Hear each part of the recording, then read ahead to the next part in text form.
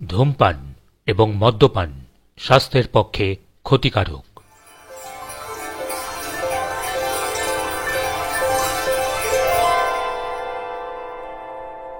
নমস্কার বন্ধুরা, আমি অনির্বাণ আর এসে গিয়েছি আপনাদের প্রিয় অডিও স্টোরি চ্যানেল সূচিপত্রের গল্পকে সঙ্গে করে নিয়ে।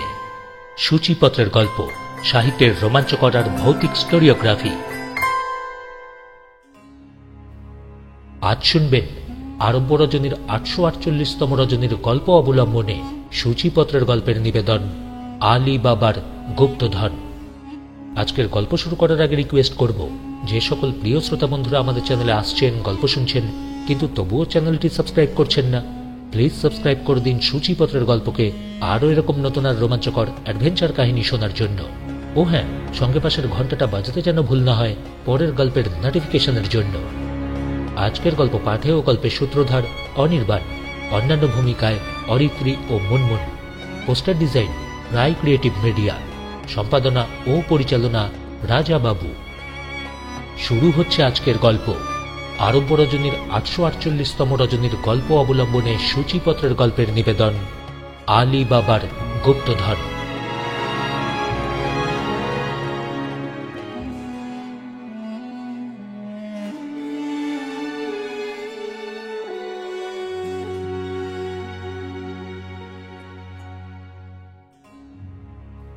আজ তোমাদের যে কাহিনী বলবো তা অনেক অনেক কাল আগের কাহিনী।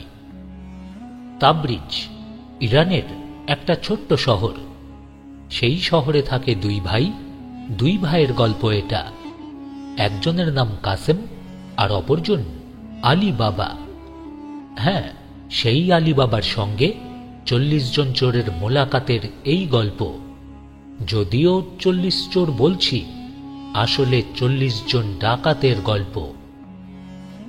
এই কাসেম আর আলী বাবা গরিব গৃহস্থ ঘরের ছেলে।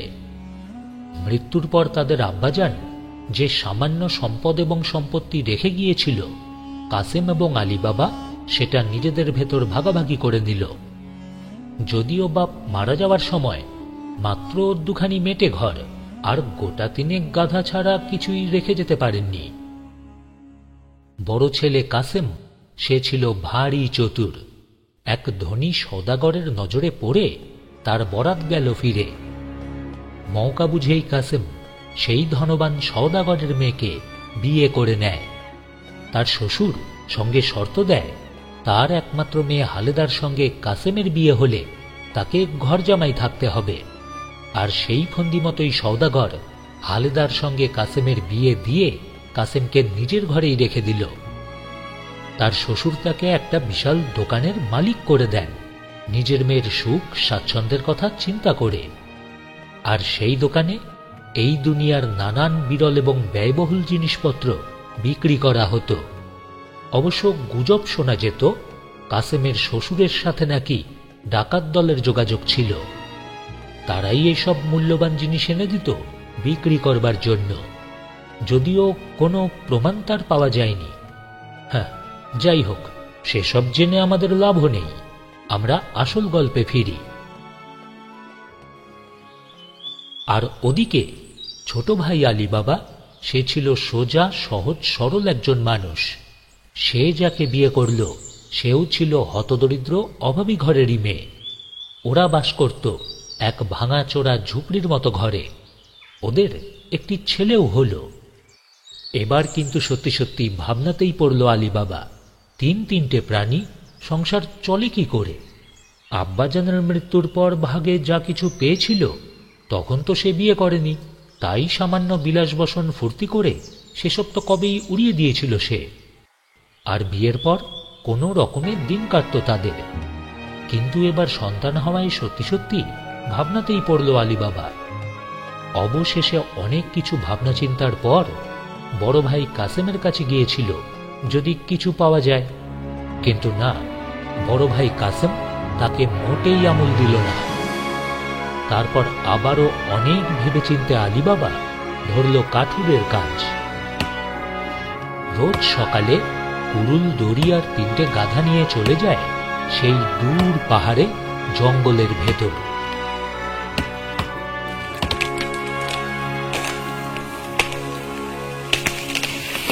কিসের শব্দ? কাঠ কাটার। হ্যাঁ হ্যাঁ, আর ওই তো মনে হয় শুনতে পাওয়া যাচ্ছে বাঘের গর্জন। এই শব্দ কিন্তু অনেক অনেক বছর আগেকার। কাঠ কাটছে কে? কাঠ কাটছে আলী বাবা।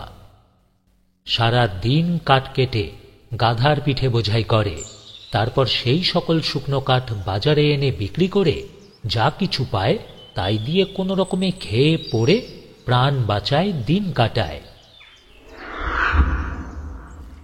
হ্যাঁ দেখো, আরে বাজারে যখন কাঠি মেলে তখন আলীর বিবির সঙ্গে অত ঘনিষ্ঠতা করছো কেন? সে তো আমার যা, তার সঙ্গে ঘনিষ্ঠতা করতে দোষ কি? না, সেসব হবে না। ওকে দেখলেই আমার সর্বাঙ্গ জ্বলে যায়। শুধু ওটাই কেন, আলী বাবাটাকেও আমি পছন্দ করি না। সে কাঠুরে, তার সঙ্গে আমার সম্বন্ধ কি? সে তো তোমার ভাই। মনে রাখবে, আমি ওমরাও সে কাঠুরে। কাঠুরের সঙ্গে ওমরার কোনো সম্পর্ক থাকতে পারে না। সম্পর্ক রাখতে গেলে কোরআন ঘাটতে দোষ হয়। ভাগ্যিস শ্বশুরের বিষয় পেয়েছিলে, তাই তো ভাইয়ের সম্পর্কটা উড়িয়ে দিলে। নইলে তোমারও যে কাঠ বইতে বইতে মাথায় টাক পড়ে যেত। হ্যাঁ, সেটা তোমার অদৃষ্টে নয়, আমার অদৃষ্টে। আমাকে শাদী করেছিলে, তোমার বাপেরও কোনো ছেলে নেই। নইলে আর কারোর হাতে পড়লে তোমাদের 14 পুরুষকে মেরে খুন করে সব খেয়ে ফেলতো। মনে রাখবে, আমার নসিবে ওমরাও গিরি আছে। আমি মরার সময় হলেও ওমরাও হতাম। কিন্তু বিবিজন, তোমাকে আজন্ম কাঠকুড়ানি হয়েই থাকতে হতো। যাক শোনো, আলীর বিবির সঙ্গে বেশি মাখামাখি করো না, এই বলে দিলাম। তুমি দেখছি নেহাত। থাক, আর বললাম না।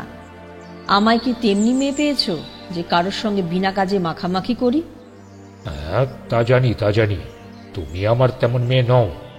তবে সে মেয়েটা আমাদের বাড়িতে আসে কেন বলতে পারো? আমি আলী স্ত্রীর কাছে কাঠ খরিদ করি, বাজারের চেয়ে ঢের সস্তা পাই। বটে বটে। আর খাঁটি গুড়ির কাঠ, কোনো ডালপালা নেই। আচ্ছা, বটে বটে। আর ফাঁকি ফুকি দিয়ে দুটো মিষ্টি কথা বলে দুবার গায়ে হাত বুলিয়ে আরও 10-12 সের। তারপর হিসাবের সময় গোল মেলে কয়েক সিকি বাদ। বুঝলে মিয়া সাহেব? আরে বলো কি, বলো কি, আমি যে হাসি আর রাখতে পারি না। এখন বলো, তার সঙ্গে মাখামাখি করে কি মন্দ কাজ করেছি? মন্দ? আরে নানা, কোন বেকুবে বলে মন্দ? খাসা কাজ, তোফা কাজ, এরম কাজই করো। আমি কি ভোলবার মেয়ে? হ্যাঁ, তাই তো। তুমি কি আমার ভোলাবার মেয়ে? তবু কি জানো, সাবধান করে রাখছি, খাকতির পেট গোগ্রাসে গিলবে। বুঝেছ বিবি? 5 জনের খোরাক একাই খেয়ে ফেলবে। তাই বলে দিলাম, সাবধান, খুবই সাবধান। ভয় নেই, ভয় নেই। তুমি খানার বন্দোবস্ত করো। রাত্রে কজন আসবে? না, বেশি জন নয়। তবে এই বেলা আয়োজন করো। ঠিক আছে, আমি চললাম। আচ্ছা বাবা, এমন অসময়ে তুমি আজ কাঠ কাটতে জঙ্গলে যাচ্ছ? কি করি বাবা, তোমার গর্ভধারিণী সে যেরকম ব্যবসার সূত্রপাত করেছেন, তাতে তো ঘরে আর বসে থাকা যায় না। হ্যাঁ, আমাকে বুঝি এবার বনেই বসবাস করতে হয় রে বাবা। কেন? ওই যে আসছেন, ওর মুখে শুনলেই ব্যাপারটা বুঝতে পারবে এখন। কি গো বিবি, আজ কিরকম ব্যাপার হলো? নাও নাও, তামাশা করো না। এই দাম নাও, নিয়ে বাজার করে আনো। হ্যাঁ, সে আর বলতে, ব্যবসা করতে গেলে 2-1 মণ তো এদিক ওদিক হয়, তাই বলবে তো। ও কি, তুমি আবার এখনই কুড়ুল কাঁধে? হ্যাঁ, আর বলো না। ওটা কাঁধের সঙ্গে জন্ম থেকেই লেগে আছে কি না? না, ওটার দিকে নজর দিও না। ইস, আজ যে অনেক টাকা রোজগার করেছো দেখছি। এই 7.5 মণ 8 মণ কাঠের দাম মাত্র 1 টাকা 6 পয়সা। ঠকাইনি ঠকাইনি, আমার যা, সে যদি কিছু বেশিই নেয় তাকে কি আর ঠকিয়ে নেওয়া বলে? তবে বলে নেয় না কেন? বড় মানুষের মেয়ে, চাইতে যদি তার চক্ষু লজ্জাই হয়, তাহলে একটু আধটু গোলমাল করে নিতেও কি দোষ? দাম তো দেয়। সেদিন আলী বাবা কাঠ কাটতে কাটতে চলে গেছে একেবারে পাহাড় জঙ্গলের ঠিক মধ্যেখানে। বেলা তখন এই দুপুর। জঙ্গলের মরা ডাল কেটে শুকনো কাঠকুটো কুড়িয়ে এনে সে গাধার পিঠে বাঁধছে। পাহাড়ের ওপারেই আকাশ ছোঁয়া মরুভূমি। সেদিকে নজর পড়তেই সে হঠাৎই থমকে দাঁড়াল। বহু দূরে সেখানে মাটির সাথে মিশে গেছে নীল আকাশ, আর সেখানেই বেশ খানিকটা জায়গা জুড়ে হয়ে গেছে যেন ধুলোই ধুলোময়, আর ধুলোর একটা মেঘ যেন ছুটে আসছে তারই দিকে। মরুঝড় ভেবে আলিবাবা আর তাকালোই না সেদিক পানে, তাড়াতাড়ি কাঠগুলোকে বেঁধে উঠে দাঁড়ালো। কিন্তু এ কি, ঝড়টা তো কাছেই এসে পড়ল। চোখের ওপর হাত রেখে সূর্যকে আড়াল করে সে আরেকটু এগিয়ে গেল। ভালো করে দেখতেই বুঝতে পারল ওই মেঘের কারণ একদল অশ্বারোহী মানুষ আর প্রচণ্ড গতিতে তার দিকেই ছুটে আসছে। কি সর্বনাশ! ব্যাপারটা দেখে আলিবাবার মোটেই ভালো লাগলো না। অশ্বারোহীর দল আরেকটু কাছে আসতেই দেখতে পেল তাদের প্রত্যেকের হাতেই তলোয়ার আর বর্শা। এবার ওর কেমন যেন মনে হলো এরা আসলে দস্যু, ছুটে আসছে তারই দিকে। আর ওকে দেখতে পেলেই তো নিশ্চিত মেরে ফেলবে, সঙ্গে 3টে গাধাও হয়তোবা কেড়ে নেবে। কি যে ব্যাপার, আলিবাবা কিছুই বুঝতে পারল না। সে খুবই ভয় পেল। তার সাথে তো ঘোড়া নয়, 3টে গাধা। আর যে গতিতে ওই দস্যুরা এগিয়ে আসছে তাতে দৌড়ে পালানোর তো কোনো উপায়ও আর নেই। এবার সাথে সাথেই আলিবাবা দ্রুত 3টে গাধাকেই তাড়া দিয়ে জঙ্গলের ঘন ঝোপের আড়ালে নিয়ে গিয়ে গাছের সাথে বেঁধে রাখল। তারপরই নিজে উঠে পড়ল একটা বিশাল গাছের ওপর, যার ডালপালার আড়ালে লুকিয়ে আত্মগোপন করা যায়। ওই আড়াল থেকেই আশেপাশের সব কিছু দেখতে পাচ্ছে সে। ভয়ে তখন তার বুক কাঁপছে, পা কাঁপছে। অবশ্য ঘন ডালপালার কারণে ওকে নিচের থেকে কেউ দেখতে পাবে না বুঝতে পেরে আলিবাবা ওখানেই চুপ করে বসে রইল। এবার পাহাড় ভেঙে ডাকাতরা এসে ঘোড়া থামালো ঠিক সেই গাছেরই নিচে। 1, 2, 3, 4 করে 40 জন। ডাকাতরা তাদের ঘোড়া থেকে নামল, কাছাকাছির গাছগুলোতে বেঁধে রাখল ঘোড়াগুলোকে। যে গাছটাতে আলিবাবা উঠেছিল তার পাশেই ছিল একটা প্রায় ছোটখাটো পাহাড়ের মতো একটা পাথর। অশ্বারোহী মানুষের দলটা এসে এবার ওই পাথরের সামনে দাঁড়ালো। বাপরে বাপ, কিসব দেখতে লোকগুলোকে! আলিবাবার মনে হলো ওরা চোর, ডাকাত, দস্যু, বাটপার, হানাদার যা কিছু হতে পারে, তবে এরা যে দস্যু তাতে আলিবাবার আর কোনো সন্দেহই রইল না। ওদের কথাবার্তা শুনেই বোঝা গেল মরুভূমির ভেতরে একটু আগেই ওরা একটা বড়সড় বণিকদের দলকে লুট করেছে। আগে সর্দার, কিরকম মানুষের গন্ধ পাওয়া যাচ্ছে না? আরে ধুর, এখানে কি কখনো মানুষ আসতে পারে? আমরা এই জায়গাটা যত ভয়ানক হয় করে রেখেছি। মেছে কি চারদিকে মানুষের হাড়, মাথা এসব ছড়িয়ে রেখেছি? দেখলে কার পা বাড়াতে সাহস হবে? হ্যাঁ, তবে সর্দার, কিরম যেন মানুষের গন্ধ পাচ্ছি। হ্যাঁ, মানুষের গন্ধ পাওয়া আশ্চর্য কি? মানুষের রক্ত নিয়েই তো কারবার। হ্যাঁ, ফটফট করে মাথা ফাটছে, হুড় হুড় করে রক্তের নদী বয়ে যাচ্ছে, মাথার ঘি স্তূপাকৃত হচ্ছে পাহাড়ে পাহাড়ে। সেসব গন্ধ কি একদিনে যায় রে? ডালের ওপর বসে থাকতে থাকতেই আলিবাবা ওদের কথাবার্তা শুনল। হ্যাঁ, দস্যু তাতে সন্দেহ নেই, আর আছেও 40 জন। তার মানে এরাই সেই কুখ্যাত 40 ডাকাতের দল। তারপরই ডাকাতরা ঘোড়ার পিঠে বেঁধে রাখা বড় বড় থলেগুলো নামাতে শুরু করল। থলের ভিতরের আওয়াজ শুনেই বোঝা যাচ্ছিল তার ভিতরে সোনা এবং রূপার মুদ্রা ছাড়াও আছে নানান দামি জিনিসপত্র। এবার একটা লম্বা স্বাস্থ্যবান মানুষকে দেখা গেল সামনের পাথরটার দিকে এগিয়ে যেতে। মনে হচ্ছে এই লোকটাই বোধহয় দস্যু দলের সর্দার। ওদের কথাবার্তা থেকেই তার নাম জানতে পেরেছে, জবর বাহাদুর। তার মুখ ভর্তি লম্বা দাড়িগোঁফ, চোখ দুটো যেন আগুনের গোলা। তার মাথার লম্বা লম্বা চুলগুলো যেন একটা হুলুস্থুলুক কাণ্ড করে ফেলতে পারে। আস্তে! ডাকাত দলের সর্দার এবার দুহাত দিয়ে শূন্যে কয়েকটা ঘুষি মারল, দুপা দিয়ে কয়েকটা লাথিও মারল। তারপরই আকাশের গালে চর মারার ভঙ্গি করল। তারপরই বলে উঠল, খুলজা সিসেম দরওয়াজা!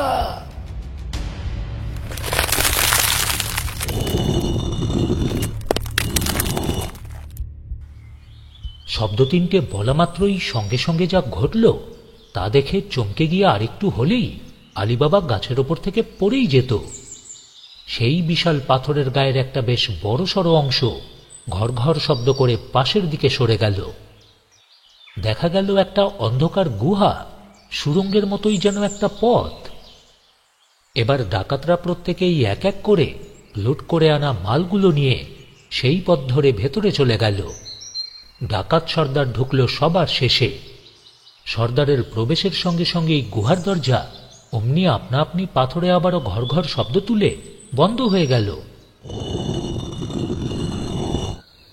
ওই দেখে আলীবাবা ভাবল, এ কি কাণ্ড! একটা পেঁচা সঙ্গে সঙ্গে ডেকে উঠল, কয়েকটা বাদর গাছের নানা ডালে ডালে লাফ দিল, বনের ভেতর দূরে কোথাও ডেকে উঠল বাঘ।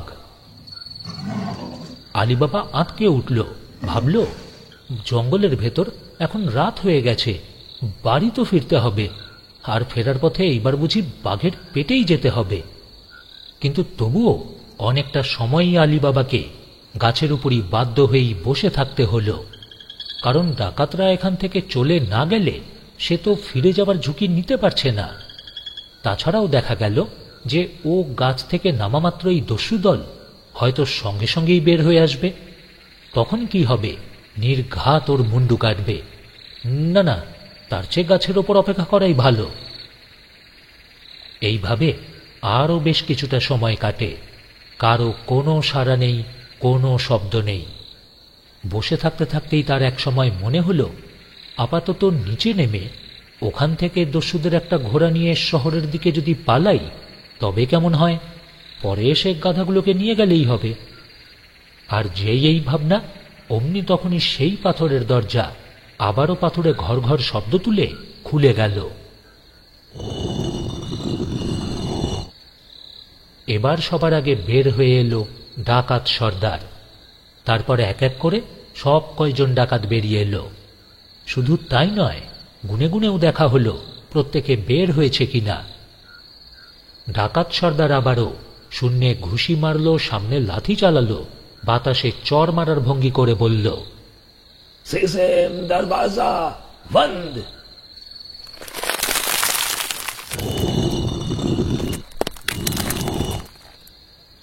অমনি গুহার দরজা নিজে নিজেই আবারও বন্ধ হয়ে গেল। আলীবাবা দেখল যেসব থলে নিয়ে ওরা ভেতরে ঢুকেছিল ওরা আর সেগুলো নিয়ে ফিরল না। তার মানে সবকিছুই ওরা ভেতরে রেখে দিয়েই এলো। এই দেখেই আলীবাবার বুকের ভেতরটা যেন একটা বিজলি খেলে গেল। এরপরই এক এক করে 40 জন দস্যু প্রত্যেকেই ঘোড়ায় চড়ল, ঘোড়ার লাগাম ধরল, তারপরই ঘোড়ায় চাবুক মারল। ঘোড়াগুলো ছুটে চলল যেদিক থেকে এসেছিল আবারও সেই দিকে। ওদের চলে যেতে দেখেই আলীবাবা এবার মনে মনে ঈশ্বরের নাম স্মরণ করল, যেন হাঁপ ছেড়ে বাঁচল। তার মনটা এতক্ষণে আনন্দে নেচে উঠল। দস্যুরা প্রত্যেকেই চলে গেছে। আলীবাবা আরও বেশ কিছুক্ষণ গাছের উপরই বসে রইল। ঘোড়ার পায়ের শব্দ একেবারে যখন মিলিয়ে গেল তখন সে গাছ থেকে নামার জন্য তৈরি হল। মনে মনে বলল, আরে বাহ, ওই গুহার ভেতর ওই দস্যুদের তাহলে সব ধনরত্নই রয়েছে। এবার তাহলে ওই শব্দ তিনটে উচ্চারণ করে দেখলে কেমন হয়? দেখাই যাক না কি হয়। আমার আওয়াজে ওই পাথরের দরজা খোলে কিনা পরীক্ষা করে দেখতে দোষ কি? হ্যাঁ, বন্ধ করার মন্ত্রটাও তো আমি শুনেছি, না হয় শেষে বন্ধ করে দেব। যেমন ভাবা তেমনি কাজ। উচ্চকণ্ঠেই আলীবাবা বলে উঠল, খোল যা সিসেম দরওয়াজা।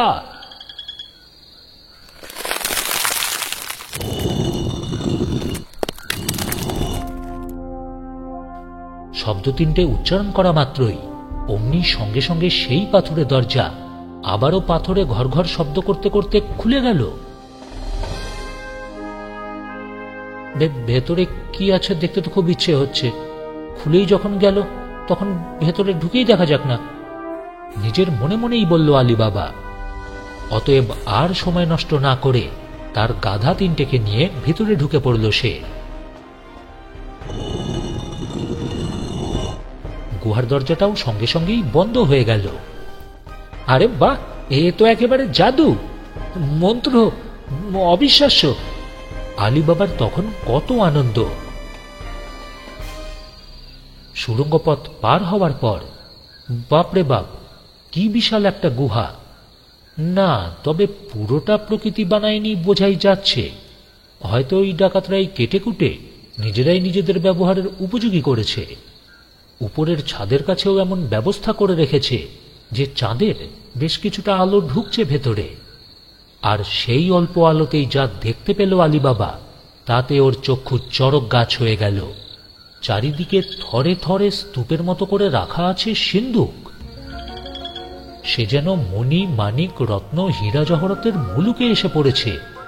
চারদিকেই ভর্তি সোনার সুতোর কাজ করা রেশমের বস্ত্র আর উৎকৃষ্ট মানের গালিচা। এছাড়া আরো কত সোনার উপর প্রদীপ, বাসনপত্র, কলস, তার ইয়ত্তা নেই। এরপর আলী বাবা যা দেখতে পেল তা দেখে তার প্রায় অজ্ঞান হয়ে যাওয়ার অবস্থা। একের পর এক চামড়ার থলি ভর্তি মোহর বা স্বর্ণমুদ্রা, আর পরিমাণে এতটাই যে উপচে পড়ে আছে মেঝেতে। তার বুঝতে কোনো অসুবিধাই হল না যে এই সম্পদ একদিনে সঞ্চিত হয়নি। হয়তো কয়েক প্রজন্ম ধরে এই দস্যুরা তাদের লুণ্ঠিত ধনসম্পদ এইখানে লুকিয়ে রেখেছে। হো, তাহলে এটাই হচ্ছে তাদের লুঠের মাল রাখবার মালখানা। হ্যাঁ, বেড়ের জায়গাটা পেয়েছে তো কাকপক্ষীরও এর হদিশ টের পাবার কোনো উপায় নেই। এসব আমি ভোগ করব? এত এত ধন দৌলত, মণি মাণিক্য, আশরফি, হিরে জহরত, এসব ভোগ করব আমি? হে খোদা, টাকার গাছ দেওয়ায় যদি তুমি মর্জি করেছ, তাহলে খানিক্ষণ আমাকে ধরে রাখো। খোদা, আমার হাত পা অসাড় হয়ে আসছে। দোহাই খোদা, টাকার গাছে তুলে মই কেড়ে নিও না, ফসকালে আমি মরে যাব। দুদিন অন্তত পোলাও কালিয়া খেতে দাও। বাঁচলাম, তবু যা হোক একটু ধাতস্থ তো হলাম। কাঠ কাটতে কাটতে, বইতে বইতে আমার জান হয়রান হয়ে গেছে। ঈশ্বর আছেন, হ্যাঁ ঈশ্বর আছেন। কাসেম আর আমি এক মায়ের পেটেই তো জন্মেছিলাম। কাসেম হলো ওমরাও আর আমি হলাম কাঠুরে। এক পয়সা রোজগার করতে হলো না কাসেমকে, একদিন মাথার ঘাম পায়ে ফেলতে হলো না, রাতারাতি বড়লোক হয়ে গেল।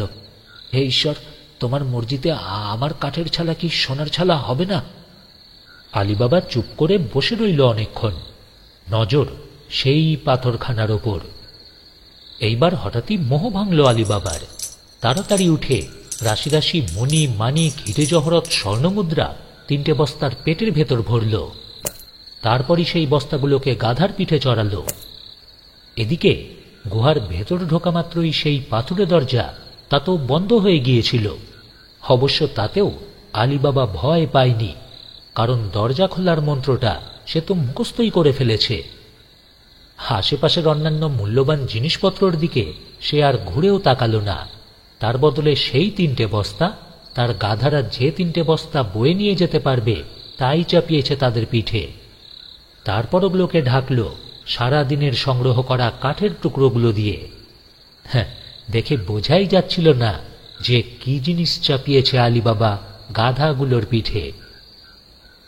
খোল যা সিসেম, দরওয়াজা!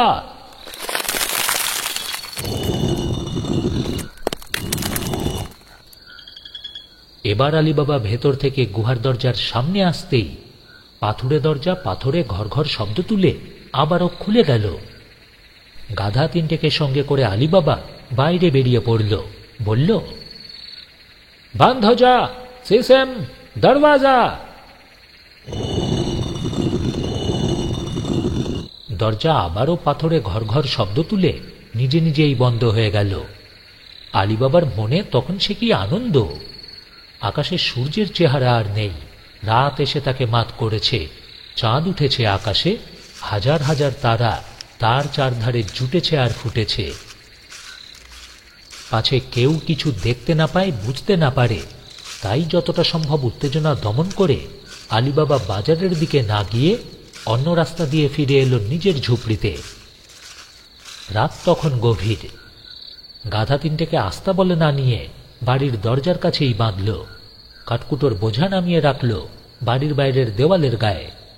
তারপরই বস্তা 3টে নিয়ে ঢুকলো ঘরের ভেতর। খিল দিয়ে দরজা লাগালো ভালো করে। ফাতিমা, ফাতিমা। তা হাগা, আজ কোথায় কাঠ কাটতে গেছিলে? বনের কাঠ উজোর করে আনলে নাকি?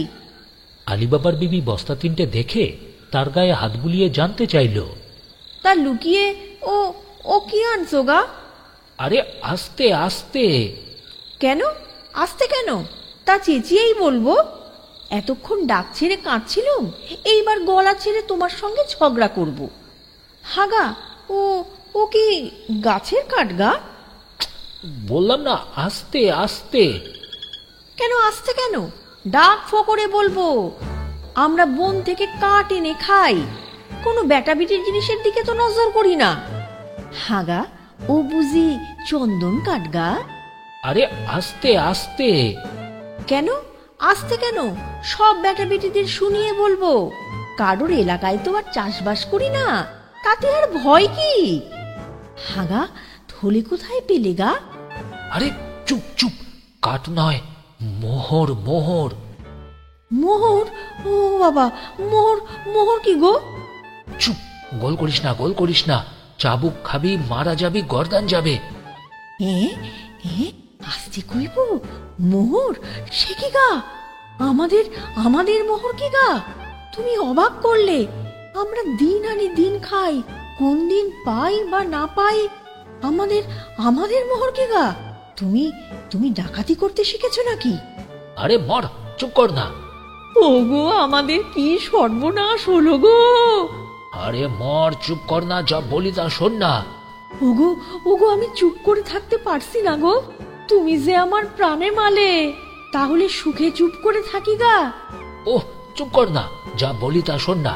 চেঁচালে আমার গর্দানা যাবে।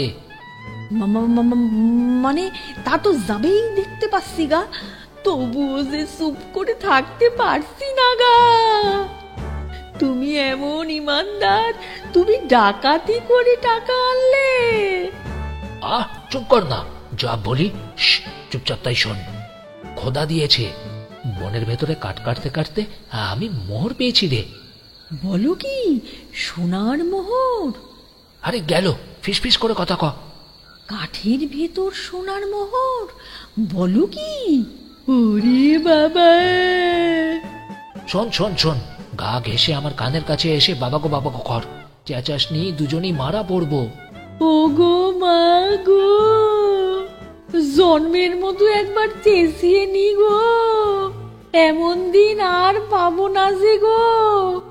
এমন সময় তুমি কোথায় গেলি গো? তুমি যে বড় কষ্ট করে আমাকে মানুষ করেছিলা গো। ওহ সর্বনাশ, চেঁচিয়ে আমার মাথাটা খেলো। ফাতিমা, এই অবস্থায় যা আছে না, তা দেখলে তুমি খুশি, মানে খুশির উপর খুশি হয়ে উঠবে। কথাটা বলেই সে বস্তার মুখ খুলে ফেলল, সবকিছু ঢেলে দিল মাটিতে। এই এই দেখো। নানা রঙের মণিমাণিক ছড়িয়ে পড়ল মেঝের ওপর, ছড়িয়ে পড়ল স্বর্ণ মুদ্রা। তাই দেখে আলীবাবার বউ একেবারে অবাক হয়ে চেয়ে রইল। তার মনে হলো এসব যেন ভুতুড়ে কাণ্ড। তাদের এই ভাঙা ঘরে এত মণিমাণিক স্বর্ণমুদ্রার যেন সে বিশ্বাসই করতে পারছে না। আলীবাবা এবার অনেক কষ্টে তার বিবিকে শান্ত করে বলল, বিবি যান, একটু চেঁচামেচি কম করে আমার কথাটা শোনো দেখি। শোনো, আমি চুরি বা ডাকাতি কিছুই করিনি, বরং বলতে পারো আজ থেকে আমাদের কিসমত খুলে গেল। তারপরই কি থেকে কি হয়েছে সব ঘটনাই খুলে বলল। সমস্তটা শুনে চোখ বড় বড় হয়ে গেল আলীবাবার বিবির। কি করবে সে ভেবেই পাচ্ছে না। হঠাৎ করেই তাদের ভাগ্য যেন খুলে গেল। দুহাতে নাড়তে লাগলো বিবিজান। কত সম্পত্তি তাদের, কত হিরে জহরত মণি মাণিক্য স্বর্ণমুদ্রা, আরো কত কিছু। আলীবাবা এবার ব্যস্তভাবেই বলল, বিবিজান, এসব পেয়েছি কপালের জোরে। শোনো শোনো, সেসব কথা পরে হবে, এখন এসব তাড়াতাড়ি গুনে ফেলো। কতগুলো পেয়েছি, কতটা পেয়েছি তা তো দেখতে হবে। হ্যাঁ, এসব কি গুণে শেষ করা যাবে 2-4 দিনে? গুণে শেষ করা যাবে না, এসব ওজন করতে হবে গা, বলল আলীবাবার বউ। কিন্তু ওজন কি দিয়ে করবে? আমাদের ঘরে তো দাড়িপাল্লা বাটকারা কিছুই নেই। তোমার ভাই কাশিমের বাড়িতে তা আছে, আমি এখনই গিয়ে নিয়ে আসছি। কথাটা বলেই আলীবাবার বউ এক দৌড়ে চলে গেল কাসেমের বাড়িতে। কাসেমের বড় বাড়ি, বড় ঘর, তার অনেক টাকা কড়ি, আর এদিকে তার ভাই আলী বাবা একদম গরিব। তাই তো কাসেমের বউ আলী বাবা আর তার বউকে তুচ্ছ-তাচ্ছিল্য করত। হঠাৎ করেই রাত্রিবেলা কাসেমের বউ আলী বাবার বউকে দেখে বলল, কি গো, এত রাত্রে কেন এসেছো? ঘরে খাবার নেই বুঝি? আলী বাবার বউ একটু হাসল, মনে মনে বলল, আমাদের ঘরে যা আছে তা দিয়ে তোদের 1,00,000 বার কিনতে পারি। তারপরই সে বলল, দিদি, আমি তোমাদের দাড়িপাল্লা বাটখারা একটু নিতে এসেছি, এখনই ফেরত দিয়ে যাব, দেবে একটিবার? কিন্তু কাসেমের বিবির মনে প্রশ্ন জাগল, কি এমন জিনিস এনেছে ওই গরিব আলী বাবা যেটা মাপতে দাড়িপাল্লা লাগবে? জানতেই হবে আমাকে। গরিব আলী বাবার ঘরে এত রাতে এমন কি জিনিস ওজন করার দরকার হলো? কিন্তু ওরা কি ওজন করে তা আমাকে এখন ধরে ফেলতেই হবে। এখন আমি একটা কৌশল করি। তার কৌতূহল নিরসন করবার উদ্দেশ্যে দাড়িপাল্লার নিচে কিছুটা আঠা লাগিয়ে দিল। রান্নাঘরে গিয়ে সেই আঠার নিচে ঝুলকালি মিশিয়ে দিল। নিশ্চিতভাবেই যা ওজন করা হবে তার একটু না একটু আটকে যাবে ওখানে। তারপর আলী বাবার বউকে বলল, নাও নাও নাও এই দাড়িপাল্লা, ফেরত দিতে ভুলো না কিন্তু। না না দিদি, ভুলবো না। কথাটা বলতে বলতে আলী বাবার বিবি দাড়িপাল্লা নিয়ে বাড়িতে চলে এলো। আলী বাবার বিবি দাড়িপাল্লা বাড়িতে নিয়ে এসে শুরু করলো আশরাফি ওজন করা। ওদিকে আলী বাবা তখন ব্যস্ত গর্ত খোঁড়ার কাজে। মণিমাণিক সব ওজন করতে অনেকটা সময় লাগলো। সবকিছু ওজন হতে হতে আলী বাবার কাজও প্রায় শেষই হলো। তারপরই সমস্ত মুদ্রা মাটির নিচে পুঁতে রাখলো। আর এদিকে ওজন হতে হতে একটা মানিক দাড়িপাল্লার নিচের সেই আঠায় এঁটে গিয়ে লেগে রইল। আলী বাবা বা তার বউ তা মোটেই দেখতে পেল না। আলী বাবার বিবি তখন সেই দাড়িপাল্লা আর বাটখারা কাসেমের বিবিকে দিয়ে এলো। কাসেমের বিবি সেই সোনার মুদ্রা হাতে পেয়ে যাকে বলে রেগে একেবারে আগুন হয়ে গেল। দাঁত কিরমির করে চোখ পাকিয়ে সে মনে মনে বলল, হ্যাঁ, আলী বাবা হয়ে গেল বড় লোক। ছি ছি ছি ছি ছি, এখন তো আমরা তার কাছে ছোট লোক। ব্যাপারটাতে কাসেমের বিবি প্রচন্ড অবাকই হল।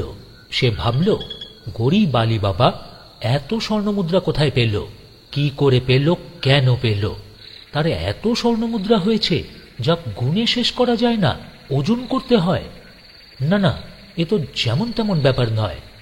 কাসেমের হিংসুটে বিবি যেন যন্ত্রণায় ছটফট করতে লাগল। কিন্তু কাসেম সেদিন বাড়ি ছিল না, তাই তার বিবি তখনই সে কথা তাকে জানাতে পারল না। হ্যাঁ, আলী বাবা হয়ে গেল বড় লোক, আলী বাবা হয়ে গেল বড় লোক। আর এইসব ভাবতে ভাবতে সারা রাত তার ঘুমই হল না। চোরের মতো রাত জেগেই কাটালো সে।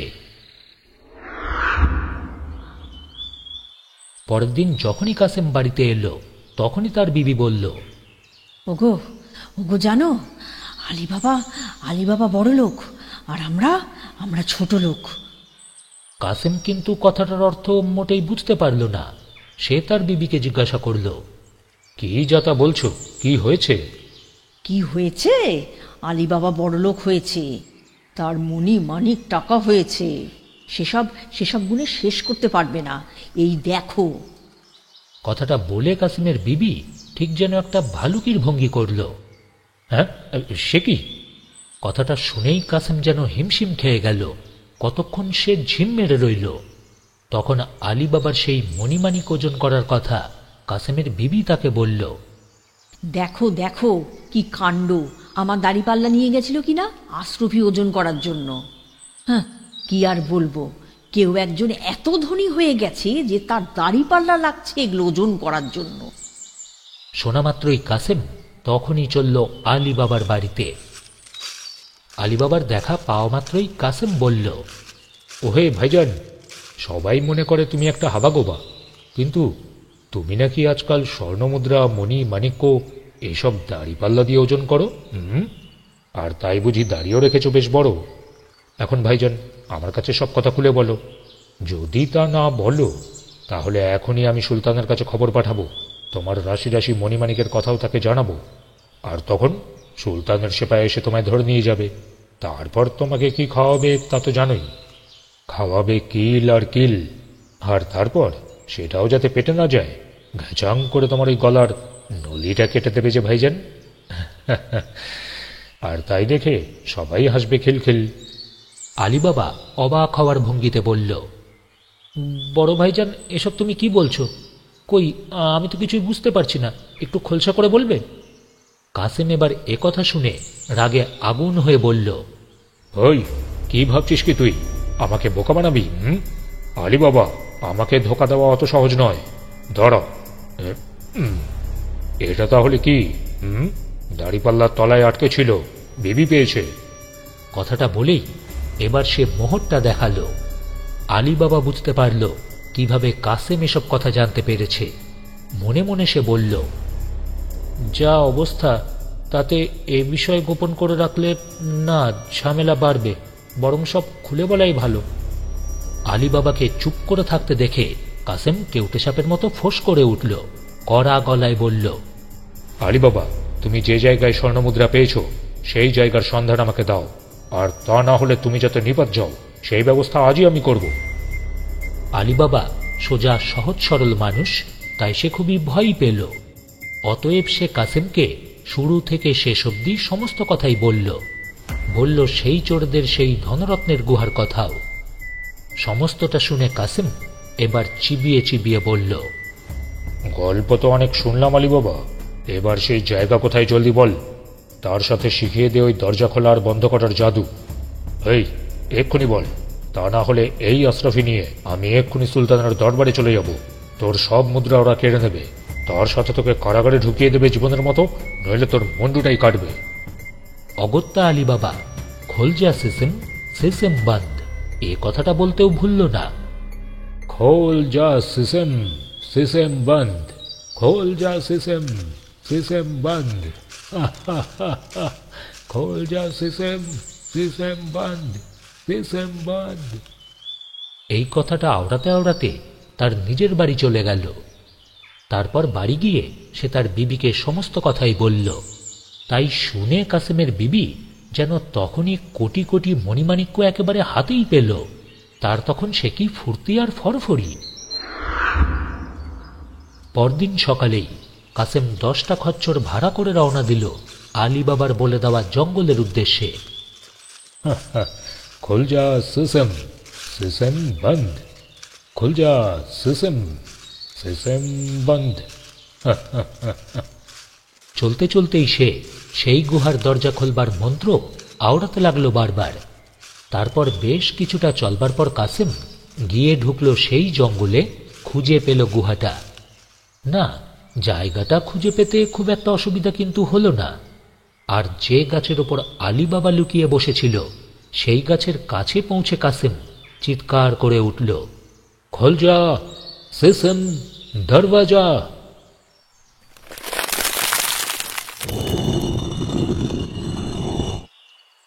সঙ্গে সঙ্গেই আবারও সেই গুহার দরজা পাথরে ঘর ঘর শব্দ তুলে খুলে গেল। কাসেম আর এক বিন্দুও সময় নষ্ট না করে ছুটে ঢুকে পড়ল গুহার ভেতর। আর সঙ্গে সঙ্গেই দরজাটা আবারও অমনি বন্ধ হয়ে গেল ঘর ঘর শব্দ করে। কিন্তু কাসেম সেদিকে তাকিয়েও দেখল না। কাসেম তখন সেই গুহার ভেতরে এত মণিমাণিক হীরা জহরত দেখল যে স্বপ্নেও হয়তো অতটা আশা করেনি সে। ভেতরের সম্পদ দেখে তার চোখ তখন একেবারে কপালে উঠে গেছে। পাগলের মতোই সমস্ত ঐশ্বর্যের ওপর শুয়ে নাড়াচাড়া করল কিছুক্ষণ। সোনার সুতো আর মণিমুক্ত খচিত পোশাক চাপাল নিজের শরীরে। তারপরই সে তার সব কয়টা বস্তায় মণি মানিক হিরে জহরত একেবারে ঠেসে ঠেসে ভরল।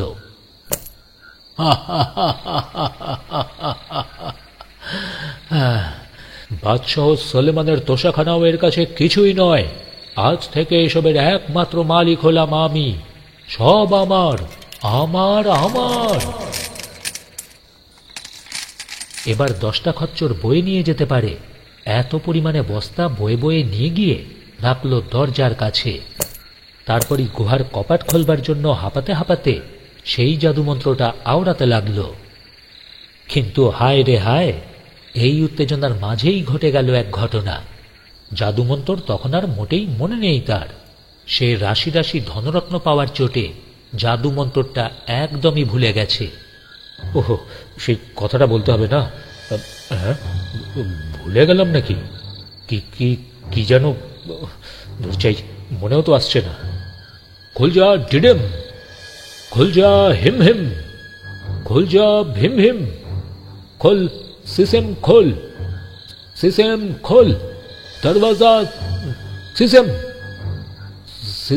সিসেম খোল দরवाजा সিসেম, দরवाजा খোল সিসেম, খোল খোল। কাসেম তখন বারবার অন্তত 1000 বার চেষ্টা করল সেই মন্তর মনে করবার, কিন্তু মন্তর তা কি আর মনে আসে তার? মন্তর মনে এসেও আসে না, আর সেই গুহার দরজাও কিছুতেই খোলে না। ভয়েতে কাসেমের মুখ তখন একেবারে শুকিয়ে গেছে। বিস্মিত ও বিভ্রান্ত হয়ে কাসেম একের পর এক কত রকমের শব্দই উচ্চারণ করল, কিন্তু তাতেও কাজের কাজ কিছুই হল না। আসল শব্দটা তার স্মৃতিপট থেকে একেবারে যেন তখন মুছে গিয়েছে।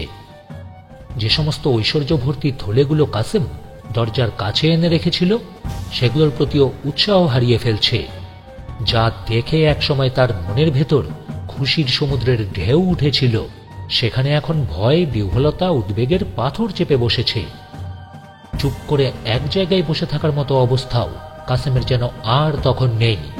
পাগলের মতোই পায়চারি করছে সে, উল্টোপাল্টা মন্তরও বলছে। খোল খোল সিসেম, খোল খোল সিসেম, সিসেম খোল সিসেম, হিম হিম ঢিম ঢিম, খুল যা দরवाजा ভীম, দরवाजा খুল যা সিম ডিম ভীম, দরवाजा খোল দরवाजा খোল, হিম হিম ডিম ডিম সিসেম, চিং চিং পুং। তার গা দিয়ে ঘাম ঝরছে, সে শুধু হায় হায় করছে। যত মণিমাণিক্য তার বস্তার ভেতর ভরেছে, সে সবই যেন মনে হতে লাগলো ছাই পাশ। সে শুধু বলতে লাগলো, সর্বনাশ সর্বনাশ, আমার আর রক্ষা নেই, আমার আর রক্ষা নেই। খোল সিসেম, খোল সিসেম, হে হে ঈশ্বর।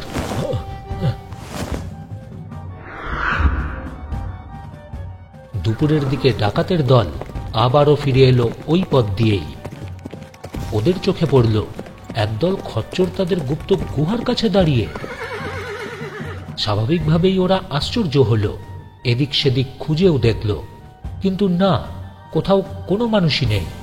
তাহলে এই খচ্চরগুলো এলো কোথা থেকে? ডাকাতরা লুট করতে গিয়েছিল, আর সেখান থেকে সংগৃহীত লুটের মাল রাখার জন্য ওরা ফিরে এসেছিল জাদু গুহার কাছে। খুল যা সিসেম, দরवाजा।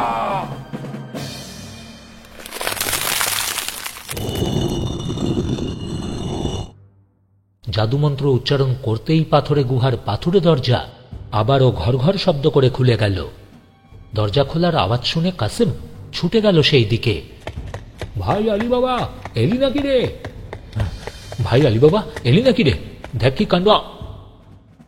সে ভাবতেও পারেনি ডাকাতরা ফিরে এসেছে। সামনেই দাঁড়িয়েছিল দস্যু দলের সর্দার জবর বাহাদুর। তাকে দেখেই থমকে গেছে কাসেম। না না না না না না, সর্বনাশ, আমাকে ক্ষমা করে দিন। আর তখনই ডাকাতরাও কাসেমকে দেখতে পেল। ভয়েতে কাসেমের প্রাণ যেন তখন আত্মারাম খাঁচা। সে ডাকাত সর্দারকে ধাক্কা মেরে গুহা থেকে বের হতে চাইল।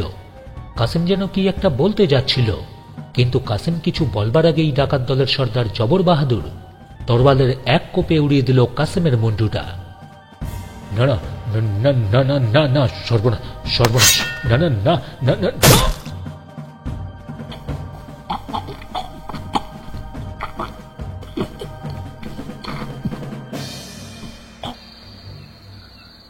কাসেমের মুন্ডুহীন দেহটা তখন পড়ে আছে ধুলোর ওপর। তার খচ্চরগুলো বাইরে এত লোক দেখে ঠেলাঠেলি হুড়োহুড়ি করে কোথায় যেন জঙ্গলের ভিতর অদৃশ্য হয়ে গেল। মরে গেল, মরে গেল কাসেম। হ্যাঁ, মণিমাণিকের লোভে সত্যি মরেই গেল কাসেম। ডাকাতরা তখন দেখতে পেল গুহার ভেতরের মণিমাণিক সব ঠিক জায়গায় নেই। তার মানে চোরের ওপর বাটপারি। হ্যাঁ, তারা তখন ভাবল অন্য যদি কেউ এই গুহার ভেতরে ঢুকতে চায় তাহলে সে যাতে ভয় পায়, এখন আমাদের সেই ব্যবস্থাই করতে হবে। আর এই ভেবেই তারা কাসেমের দেহটাকে কেটে 4 ভাগ করে টাঙিয়ে রাখল গুহার দেওয়ালে। কাসেম যখন মারা পড়ল তখন বাড়িতে তার বউ সে কি করছে? সে তখন পান চিবোচ্ছে, কিন্তু তবুও তার মনটা কেমন কেমন যেন করছে। সে ভাবছে, এই ঘোর রাতে তবে কি কাসেম পড়ল কোনো ভূতের হাতে, নাকি বা তাকে মেরে ফেলল ডাকাতরা? এইরকমই সবই বিপদ হওয়ার কথা ভাবতে লাগল কাসেমের বিবি। সারা রাত ঘুম তার চোখের কাছেও এলো না। সে কিছুই খেল না, মাঝে মাঝে খেল শুধু পান, তবু যেন ঠান্ডা হচ্ছে না প্রাণ। তার মনের মধ্যে চলতে লাগল যেন দৈত্য দানবের দ্বন্দ্ব। রাত কেটে গেল, কিন্তু কাসেম তবুও ফিরে এলো না। কাসেমের বিবি তখনই ছুটে গেল আলী বাবার কাছে। তাকে দেখা মাত্রই আলী বাবা বলল, কি ভাবিজি, আমার ভাইজান কাল রাশি রাশি মণিমাণিক্য নিয়ে এসেছে তো? তোমরা আগের চেয়েও বড়লোক হয়েছে তো? খুশি তো? ভাইজান, সে তো এখনো ফিরে এলো না। তুমি তো জানো সে কোথায় গিয়েছে। আমার খুব ভয় করছে।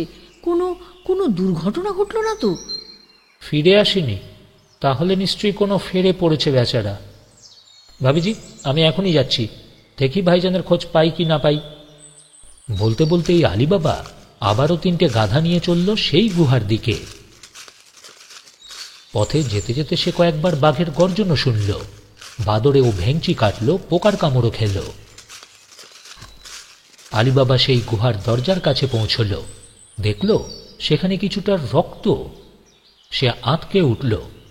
এদিক সেদিক ভালো করে দেখে নিয়ে দরজার সামনে দাঁড়িয়ে আলী বাবা কিলচর ছুড়ল। তারপরই উচ্চারণ করল সেই মন্ত্র, খোল সিসেম দরওয়াজা।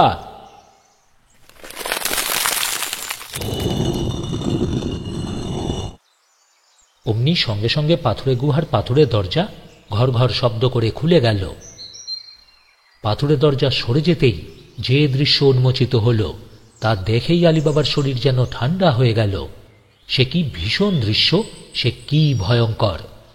থরথর করে তার শরীর তখন কাঁপতে লাগল। আলী বাবা দেখল কাসেমের মুন্ডুটা পড়ে রয়েছে তার পায়ের সামনে। তার শরীরটা 4 ভাগে ভাগ করা, আর সেই 4 ভাগ দরজার দুধারে ঝুলছে। আলী বাবা তখন ভয়ের চোটে জ্ঞান হারায় আর কি। সে তাড়াতাড়ি করে কাসেমের মৃতদেহের সব টুকরোগুলো একটা বস্তার ভেতর ভরল, তারপর অন্য কয়েকটা বস্তায় পুরল রাশি রাশি মণিমাণিক্য আর স্বর্ণ মুদ্রা। আতঙ্কিত আলী বাবা এবার বস্তাগুলো গাধার পিঠে চাপাল। বস্তাগুলোর ওপর ডালপালা চাপিয়ে ঢেকে গুহার থেকে বের হল। বন্ধ যা সিসেম দরওয়াজা। তারপরই গুহার দরজা বন্ধ করল মন্ত্র উচ্চারণ করে। বাড়ি ফিরে স্বর্ণমুদ্রার বস্তাগুলো নিজের বিবির কাছে দিয়ে বলল, বিবিজান শোনো, এগুলো জলদি মাটিতে পোতো। কাসেমের কি হয়েছে সেটা বাড়িতে না বলে সেই গাধাটাকে নিয়ে চলল কাসেমের বাড়ির উদ্দেশ্যে। তারপর আলতো করে দরজায় টোকা দিল। কাসেমের বাড়িতে একজন কৃতদাসী ছিল। সে ছিল খুবই সুন্দরী, চতুর আর বিশ্বাসী। তার নাম মার্জিনা। আলী বাবাকে সেই প্রথম দেখতে পেল, জানতে চাইল, আমাদের কর্তা সাহেব আসেননি? হ্যাঁ হ্যাঁ, সে এসেছে, এখনই তাকে দেখতে পাবি।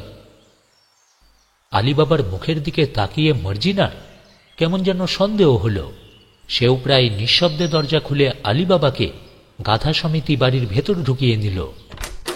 বাড়ির উঠানে কাসেমের দেহটা নামিয়ে আলী বাবা বস্তার মুখটা খুলে দিল। তারপরই বলল, মার্জিনা, এই তো, এই নে তোর কাসেম সাহেব, দেখ তাকে। মার্জিনা কাসেমের কাটা মাথাটা দেখে একেবারে আঁতকে উঠল, তার গা দিয়ে ঘাম ছুটল। আলী বাবা বলে উঠল, শোন মার্জিনা, সাবধান, এক বিচ্ছিরি ঘটনা ঘটে গেছে দেখতেই পাচ্ছিস। যেভাবেই হোক সবকিছু ধামাচাপা দিয়ে যত তাড়াতাড়ি সম্ভব কাসেম ভাইজানের দাফনের ব্যবস্থা তো আমাদেরই করতে হবে। শোন, আমি ভাবিজানকে খবরটা জানাতে যাচ্ছি, তারপর দেখা যাক কতটা কি করতে পারি। ওই সময় কাসেমের বিবি সেখানেই উপস্থিত হলো। আলী বাবাকে দেখে জানতে চাইল, ভাইজান জলদি বলো, কি খবর? হায় হায়, আমি তো তোমার মুখের উপর দুঃখের চিহ্ন দেখতে পাচ্ছি। কি হয়েছে, তাড়াতাড়ি বলো। আলী বাবা যা যা দেখেছে, যা যা করেছে সেটা জানালো কাসেমের বিবিকে। আলী বাবার মুখে সমস্তটা শুনে কাসেমকে ওই অবস্থায় দেখে তার বিবি কপালে চড় মারতে লাগল।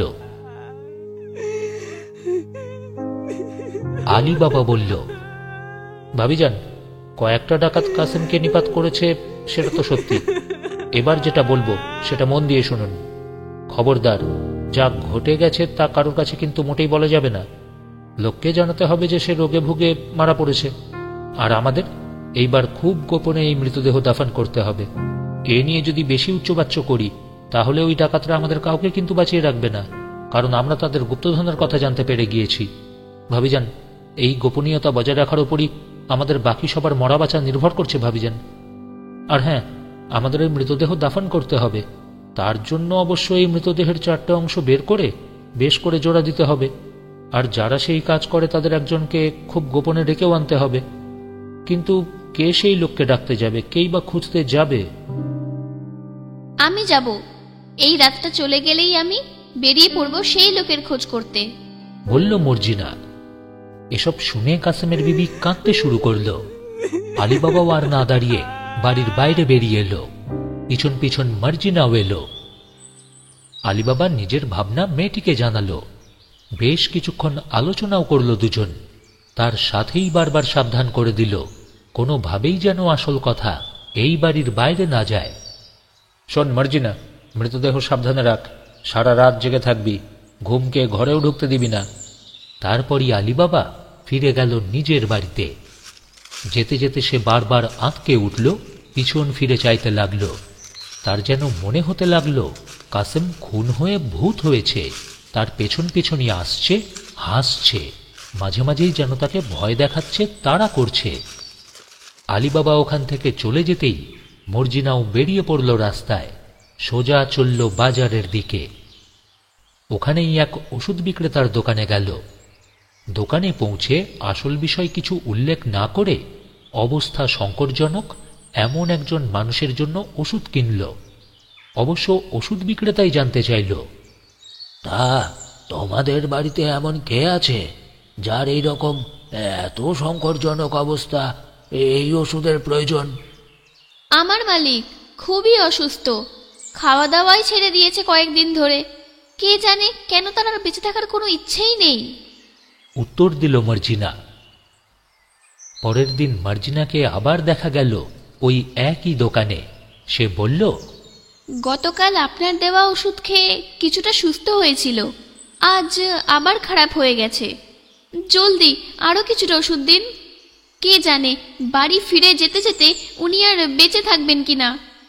অবশ্য এর আগের দিন রাতে মর্জিনা আলী বাবার সঙ্গেই পরামর্শ করে এই ফন্দিটা করে রেখেছে।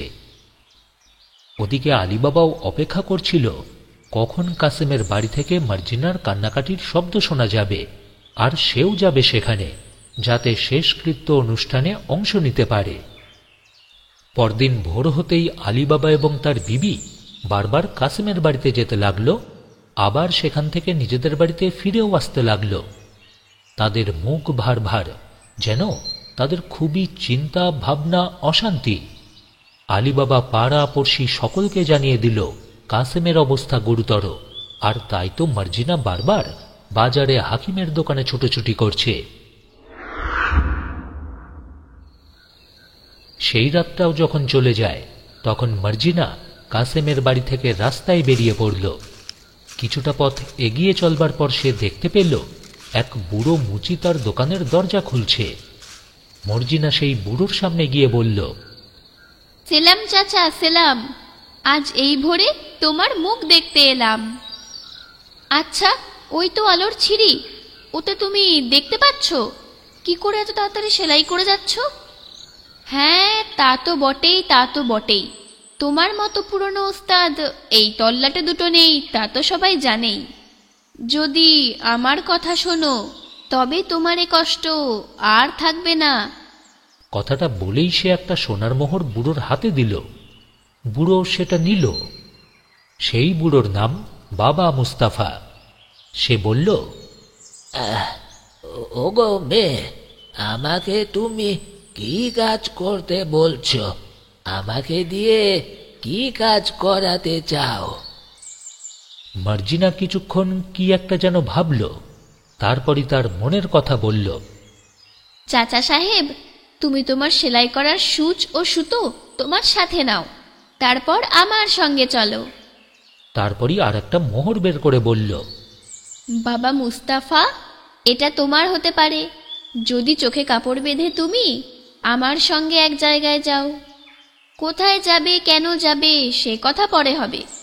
এখন একটা রুমাল দিয়ে আমি তোমার চোখ বেঁধে দেব, তোমার হাত ধরে তোমাকে নিয়ে যাব। কাজ শেষ হওয়ার পর আরও মোহর দেব।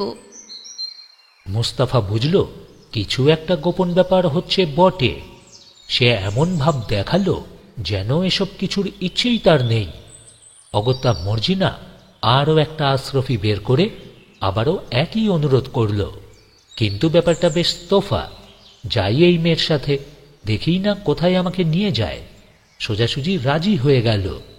হ্যাঁ, তুমি একান্তই আমাকে না নিয়ে আর ছাড়বে না। কথাটা বলতে বলতে সে তার সূচ আর সুতো নিল। মর্জিনা তখন একটা রুমাল বার করে বাবা মুস্তাফার চোখ বাঁধল। তারপরই তার হাত ধরে নিয়ে চলল কাসেমের বাড়ির দিকে। বাবা মুস্তাফা সে অন্ধ নয়, তবু সে অন্ধের মতোই চলল। মর্জিনা মুস্তাফা বুড়োর হাত ধরে নিয়ে চলেছে। বুড়ো চলে আর মাঝে মাঝে হোঁচটও খায়। চালাক মেয়ে মর্জিনা বুড়ো বাবা মুস্তাফাকে ঘুরিয়ে ফিরিয়ে তবেই কাসেমের বাড়িতে আনল। বাবা মুস্তাফা কোন পথ দিয়ে কত দূরে কোথায় এলো তা মোটেই জানতে পারল না, কারণ তার চোখ তো রুমাল দিয়ে বাঁধা। বাবা মুস্তাফাকে মর্জিনা সেই ঘরে আনল। এইবার বাবা মুস্তাফার চোখের ওপর থেকে কাপড় খুলে নেওয়া হল। মুস্তাফা দেখল একটা মানুষের শরীর চারখণ্ড হয়ে পড়ে।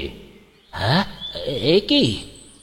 মর্জিনা বলল, নাও নাও, তাড়াতাড়ি করে মৃতদেহটা সেলাই করে দাও দেখি, আরো অনেক মোহর পাবে।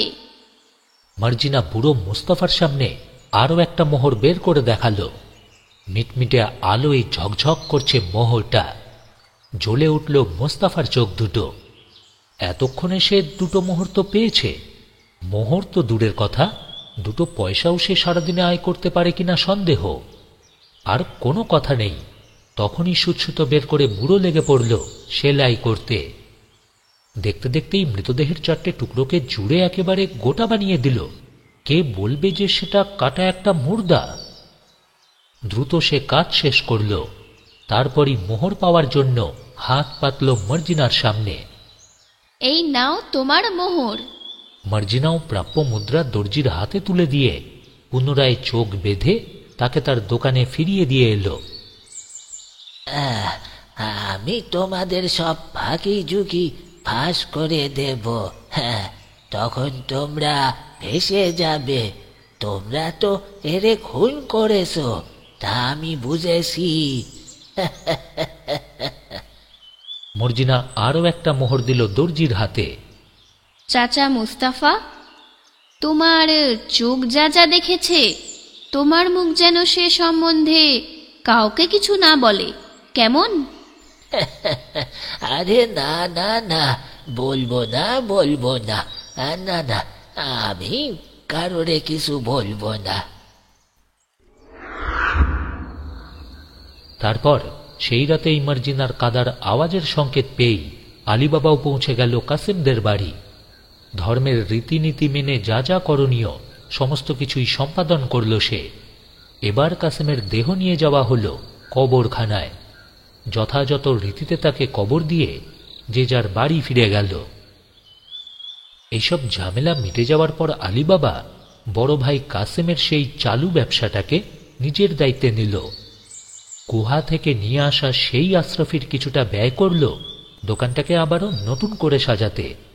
মৃত কাসেমের ছেলে এতদিন এক ধনী ব্যবসায়ীর কাছে কর্মরত ছিল।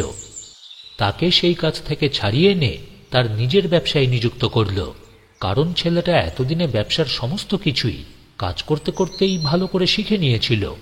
আর সে বিষয়ে আলীবাবার না, সেই অর্থে তো কিছুই জানা ছিল না।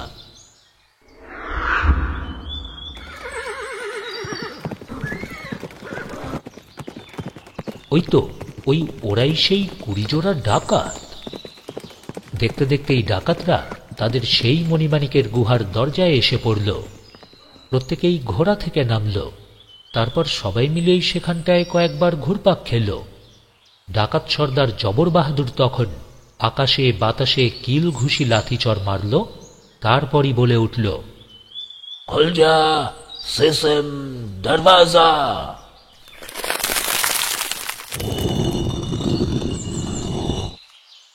গুহার সেই পাথুরে দরজা পাথরে ঘর ঘর শব্দ তুলে তখনই খুলে গেল।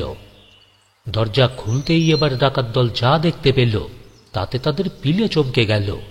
একটা মানুষকে তো তারা খুন করে তার মৃতদেহ 4 ভাগ করে দরজার কাছেই টাঙিয়ে রেখেছিল, আর সেই 4 ভাগ সেখান থেকে ভেগেছে, সেখানে নেই।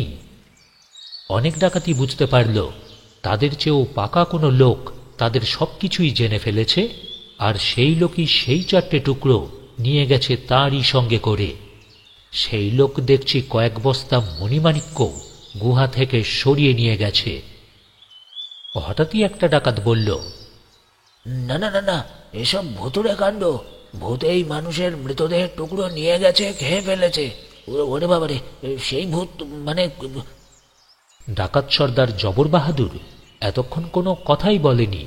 সে গম্ভীর হয়েছিল, কি কাণ্ড যে হয়েছে সে তাই ভাবছিল। এইবার সে কথা বলে উঠল, তার মুখ থেকে যেন বজ্রের শব্দ ছুটল। ব্যাপার গুরুতর। হ্যাঁ, আমাদের এই গুহার মণি মানিক আশরাফি চুরি করতে চেয়েছিল একটা লোক। তাকে আমরা ধরেছি, খুন করেছি, কিন্তু কিন্তু আরো একটা লোক নিশ্চয়ই আছে, সে আমাদের সমস্তটাই জানে। এখন এখন সেই লোকটাকে যদি আমরা ধরতে না পারি তাহলে আমাদেরই হয়তো ধরা পড়তে হবে, সুলতানের হাতে মরতে হবে। তাই তাই আমরা যদি মরণ এড়াতে চাই তাহলে ওই শয়তান লোকটাকে ধরা চাই, শেষ করা চাই। অন্যান্য ডাকাতরাও গর্জে উঠল, চাই চাই চাই, ধরা চাই, মারা চাই, নিপাত করা চাই। আস্তে। ডাকাত সর্দার জবর বাহাদুর আবারও বলতে শুরু করল, আমাদের এই দলের মধ্যে যে লোক খুব সাহসী, খুব চতুর, খুব চালাক, সে এখনই ভ্রমণকারীর বেশে সাজ। তারপর শহরে যা, যেখানে সেখানে ঘুরে বেড়া, খোঁজ খবর নিয়ে দেখ এই কয়েকদিনের মধ্যে অদ্ভুত ভাবে কেউ মারা গিয়েছে কিনা। কথাটা বলতে বলতেই সে থেমে গেল। তারপর হঠাৎই আবার বলে উঠল, হ্যাঁ, কিন্তু একটা কথা মনে রেখো সবাই, যে ওইভাবে খোঁজ করতে যাবে সে যদি ভুল খবর নিয়ে আসে তাহলে তাকে জ্যান্ত কবর দেব আমি। সেই ডাকাতদের মধ্যে একজন ডাকাত ছিল খুবই পাকা। অন্য ডাকাতরা তাকে আজম বলে ডাকত। আজম তাদের সর্দারের চারধারে কয়েকবার ঘুরপাক খেল, দৈত্য দানবের মতো চোখ করে কয়েকবার এদিক ওদিক চাইল, তারপর বিকট শব্দে বলে উঠল, আচ্ছা বেশ, আমাদের সর্দার যা বলল আমি সেই শর্ত মেনে নিচ্ছি। আমি যদি মিথ্যা খবর নিয়ে আসি তাহলে তোমরা আমার যে শাস্তি দেবে মেনে নেব, আর যদি সত্যি খবর নিয়ে আসি তাহলে এই ঐশ্বর্যের থেকে বেশ কিছুটা আমার। আজম তখন এমন সব পোশাক পরে এমন একটা বেশ ধারণ করল যে তার বাবাও হয়তো তাকে তখন চিনতে পারতেন না। সে আবারও তাদের সর্দারের চারধারে ঘুরপাক খেল, তার পোশাক দেখাল।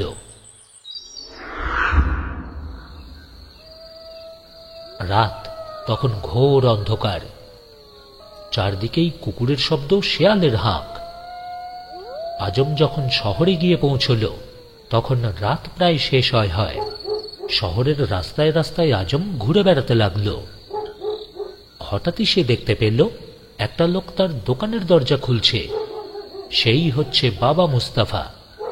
ছদ্মবেশ পরা সেই আজম তখনই বাবা মুস্তাফার সামনে গিয়ে হাজির, বলল, সালাম সালাম, এই এত ভোরেও একজন ভালো মানুষের দেখা পেলাম। সেলাম। বুড়ো বাবা মুস্তাফা কথাটা শুনে বেশ খুশিই হল। সেও সেলাম জানালো। ছদ্মবেশধারী ডাকাত তখন বলল, তা চাচা, তুমি এত ভোরে উঠে তোমার কাজ শুরু করে দাও? মানে দিন হওয়ার আগে তুমি তো বেশ ভালোই দেখতে পাও দেখছি। নিশ্চয়ই পাই, নিশ্চয়ই পাই। কই, এখন তো আধার প্রায় নেই বললেই হয়। এর চেয়ে বেশি আধারের মধ্যেও এই কদিন আগে আমি এক জায়গায় একটা কাজ করেছি। ও, তা কি কাজ করেছো চাচা? খুব আগ্রহের সঙ্গেই বলল আজম। না না না, কিছু না। কিন্তু বাবা মুস্তাফা আর কিছুই যেন বলতে চায় না। আজম তখনই একটা মোহর বার করে চাচা মুস্তাফার হাতে দিল। মুস্তাফার হাত যখন ওই মোহর পেল, তখন হাতের আত্মীয় মুখ আর চুপ করে থাকতে পারল না। সে বলেই ফেলল, একটা মৃতদেহের কয়েকটা খণ্ড একসঙ্গে সেলাই করেছি। হ্যাঁ। কথাটা শুনেই আজম মনে মনে বলল, হ্যাঁ, আমি যা খুঁজছি তার কিছুটা মনে হয় পেয়ে গেছি এইবার। এবার সে প্রকাশ্যে বলল, তা চাচা, এই শহরের কোন জায়গায় কোন বাড়িতে সেই সেলাইয়ের কাজটা করেছো মনে আছে? কিন্তু চাচা আর সে কথা বলতে চায় না। আজমও তাকে ছাড়ে না। চাচা মুস্তাফা মাথা নাড়তে নাড়তে বলল, কিন্তু সে কথা তো আমি বলতে পারি না। কোথায় যে সেই সেলাই করার কাজ করেছি তা সত্যি আমি জানি না। কারণ একজন মেয়ে আমার চোখে কাপড় চাপা দিয়ে আমাকে সেখানে নিয়ে গেছিল, আর ওই কাজ শেষ হবার পর আবারও চোখ বেঁধে এখানে নিয়ে এসেছে। হ্যাঁ, সত্যি। আজম আবারও মনে মনে বলল, সেই জায়গাটার খোঁজটাও কিছুটা পেয়ে গেলাম বলেই তো মনে হচ্ছে। এবার সে বাবা মুস্তাফার হাতে আরও একটা মোহর দিল। আচ্ছা চাচা, চোখ বাঁধা অবস্থায় তুমি সেই জায়গায় গিয়েছ, তাই কোন পথ দিয়ে কোথায় গিয়েছ তা তো তুমি জানতে পারোনি। কিন্তু তবু তুমি তো বুড়ো মানুষ, পাকা লোক, তাই সেই জায়গার একটা আন্দাজ তা তো তোমার নিশ্চয়ই আছে নাকি? বাবা মুস্তাফা সে কথা কিন্তু অস্বীকার করতে পারল না। চাচা, আমিও এখন তোমার চোখে একটা কাপড় বাঁধব, তারপর তোমার হাত ধরে রাস্তা দিয়ে নিয়ে যাব। নিশ্চয়ই তুমি আন্দাজ করে সেই গোপন জায়গাটায় পৌঁছতে পারবে, কি তাই না? তা চলো, আমাকে নিয়ে চলো। বলতে বলতেই আজম বাবা মুস্তাফার চোখ দুটো রুমাল দিয়ে বাঁধল। তারপরই বুড়োকে নিয়ে চলল বুড়োর হাত ধরে। বুড়ো বাবা মুস্তাফা সে চোখে দেখতে পায়, তবু সে এখন অন্ধের মতোই অন্যজনের হাত ধরে চলছে। টাকার লোভে পড়েই তো এরকম করছে মুস্তাফা। বাবা মুস্তাফা চোখ বাঁধা অবস্থায় ডাকাতের সঙ্গে চলছে, মাঝে মাঝেই হোঁচটও খাচ্ছে, আর তার জামার জেবের ভিতর মোহর কয়েকটা নেচে নেচে উঠছে। বেশ অনেকক্ষণ পরেই ওরা একটা বাড়ির সামনে এলো। বাড়ির সামনে পৌঁছতেই হঠাৎই বাবা মুস্তাফা বলল, ওরে, আমার মনে হচ্ছে এই জায়গা পর্যন্তই এসেছিলাম, তারপরই একটা বাড়ির ভেতর ঢুকলাম। বুঝলাম। তা এই বাড়ি কি সেই বাড়ি? আসল ব্যাপারটাও তাই। ডাকাত আজম আর বাবা মুস্তাফা তখন কাসেমেরই বাড়ির সামনে এসে পৌঁছেছে। এবার আজম মুস্তাফার চোখের বাঁধনটা খুলে দিল। বাবা মুস্তাফা তখন সেই বাড়ির দিকে তাকিয়ে ধীরে ধীরে বলল, বোধ হয় এই বাড়ি সেই বাড়ি। হ্যাঁ, মনে হয়। আজম তখন তাড়াতাড়ি সেই বাড়ির প্রথম দরজার কপাটের ওপর লাল খড়ি দিয়ে একটা দাগ কেটে দিল। ওই বাড়িটা আবার দেখলে সে যাতে চিনতে পারে, সেই জন্যই ওই দাগ কাটা। তারপর সে বাবা মুস্তাফাকে আবারও পৌঁছে দিল তার দোকানে। বুড়ো বাবা মোস্তাফা ডাকাত আজমের হাত থেকে আরও একটা মোহর পেল। খুশির চোটে তার মন যেন তখন ভরপুর। ডাকাত আজম এবার ফিরে গেল তার দলবলের আড্ডায়। কাসেমের বাড়ির দরজার কপাটের ওপর তখন লাল খড়ির দাগটা জল জল করছে। ওই সময় সেই বাড়ির সেই কৃতদাসী মার্জিনা বাজারে যাবার জন্য বাইরে এলো, আর তখনই সেই লাল দাগটা তার চোখে পড়ল। বুঝতে পারল তাদের ওই বাড়ির কর্তার বিরুদ্ধে খুব একটা ভীষণ ষড়যন্ত্র কেউ না কেউ চালাচ্ছে নিশ্চয়ই। মার্জিনা ভাবল, আমাদের এই বাড়ির কর্তা তো এখন কাসেম কর্তার ভাই আলী বাবা। আলী বাবাকে বাঁচাতে হবে, দুষ্টু লোকদের ষড়যন্ত্র পণ্ড করতে হবে। মর্জিনা তখনই বাড়ির ভেতর চলে গেল, আরও একটা একই রকম লাল খড়ি নিয়ে ফিরল। তারপর সেখানকার যে কটা বাড়ি ছিল প্রত্যেক কটা বাড়ির কপাটের ওপর ঠিক একই রকমের লাল লাল দাগ বসিয়ে দিল। সেই ডাকাত আজম আর তার দলবল সেখানে এসে যে কাসেমের বাড়িটা চিনবে তার আর কোনো উপায় রইল না। ওদিকে আজম তখন তাদের আড্ডায় পৌঁছে গিয়েছে। তাকে দেখা মাত্রই ডাকাতদের সর্দার জবর বাহাদুর আর অন্যান্য ডাকাতরাও হইচই করে উঠল। তাদের ফুর্তি যেন আর ধরে না। আজম বলল, সেই বাড়িটার সন্ধান পেয়েছি সর্দার। সেই বাড়িটার গায়ে আমি একটা লাল চিহ্ন দিয়ে এসেছি। তাহলে চল, এখনই সেই বাড়িটা দেখাবি, বলল ডাকাত সর্দার। ডাকাতদের সর্দার জবর বাহাদুর তখন আজম এবং আরো গোটা দুই ডাকাতকে সঙ্গে নিয়ে চলল কাসেমের বাড়ির সন্ধানে। সেইখানে পৌঁছেই তারা দেখতে পেল পাশাপাশি সমস্ত বাড়ির গায়ে ঠিক একই রকম খড়ির লাল লাল দাগ জলজল করছে। ডাকাত সর্দার জবর বাহাদুর তখন আজমকে বলে উঠল, আজম, এ তো দেখছি সব বাড়ির গায়ে লাল লাল দাগ। আমরা যে বাড়ি খুঁজছি, যাকে খুঁজছি, তার বাড়ি কোনটা?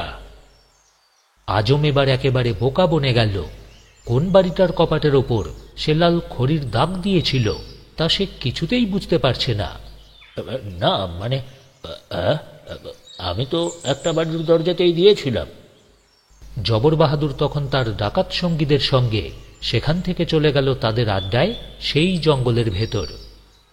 আড্ডাতে পৌঁছেই সর্দার সমস্ত ডাকাতদের জানালো, সবাই শোন, আজম সেই বাড়িটা খুঁজে বার করতে পারেনি।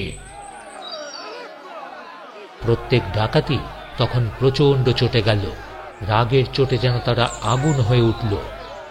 এবার ডাকাত সর্দার জবর বাহাদুর বলল, তাহলে এই আজম এখন কি শাস্তি পাবে? শোন, এই অপরাধে তোর মুন্ড কাটা যাবে। প্রত্যেক ডাকাতি আনন্দের ধ্বনি দিল। ডাকাত সর্দার জবর বাহাদুর এবার তরোয়াল তুলল, এক কোপেই আজমের মাথাটা কেটে ফেলল। একটা আর্তনাদ উঠল, রক্ত ছুটল।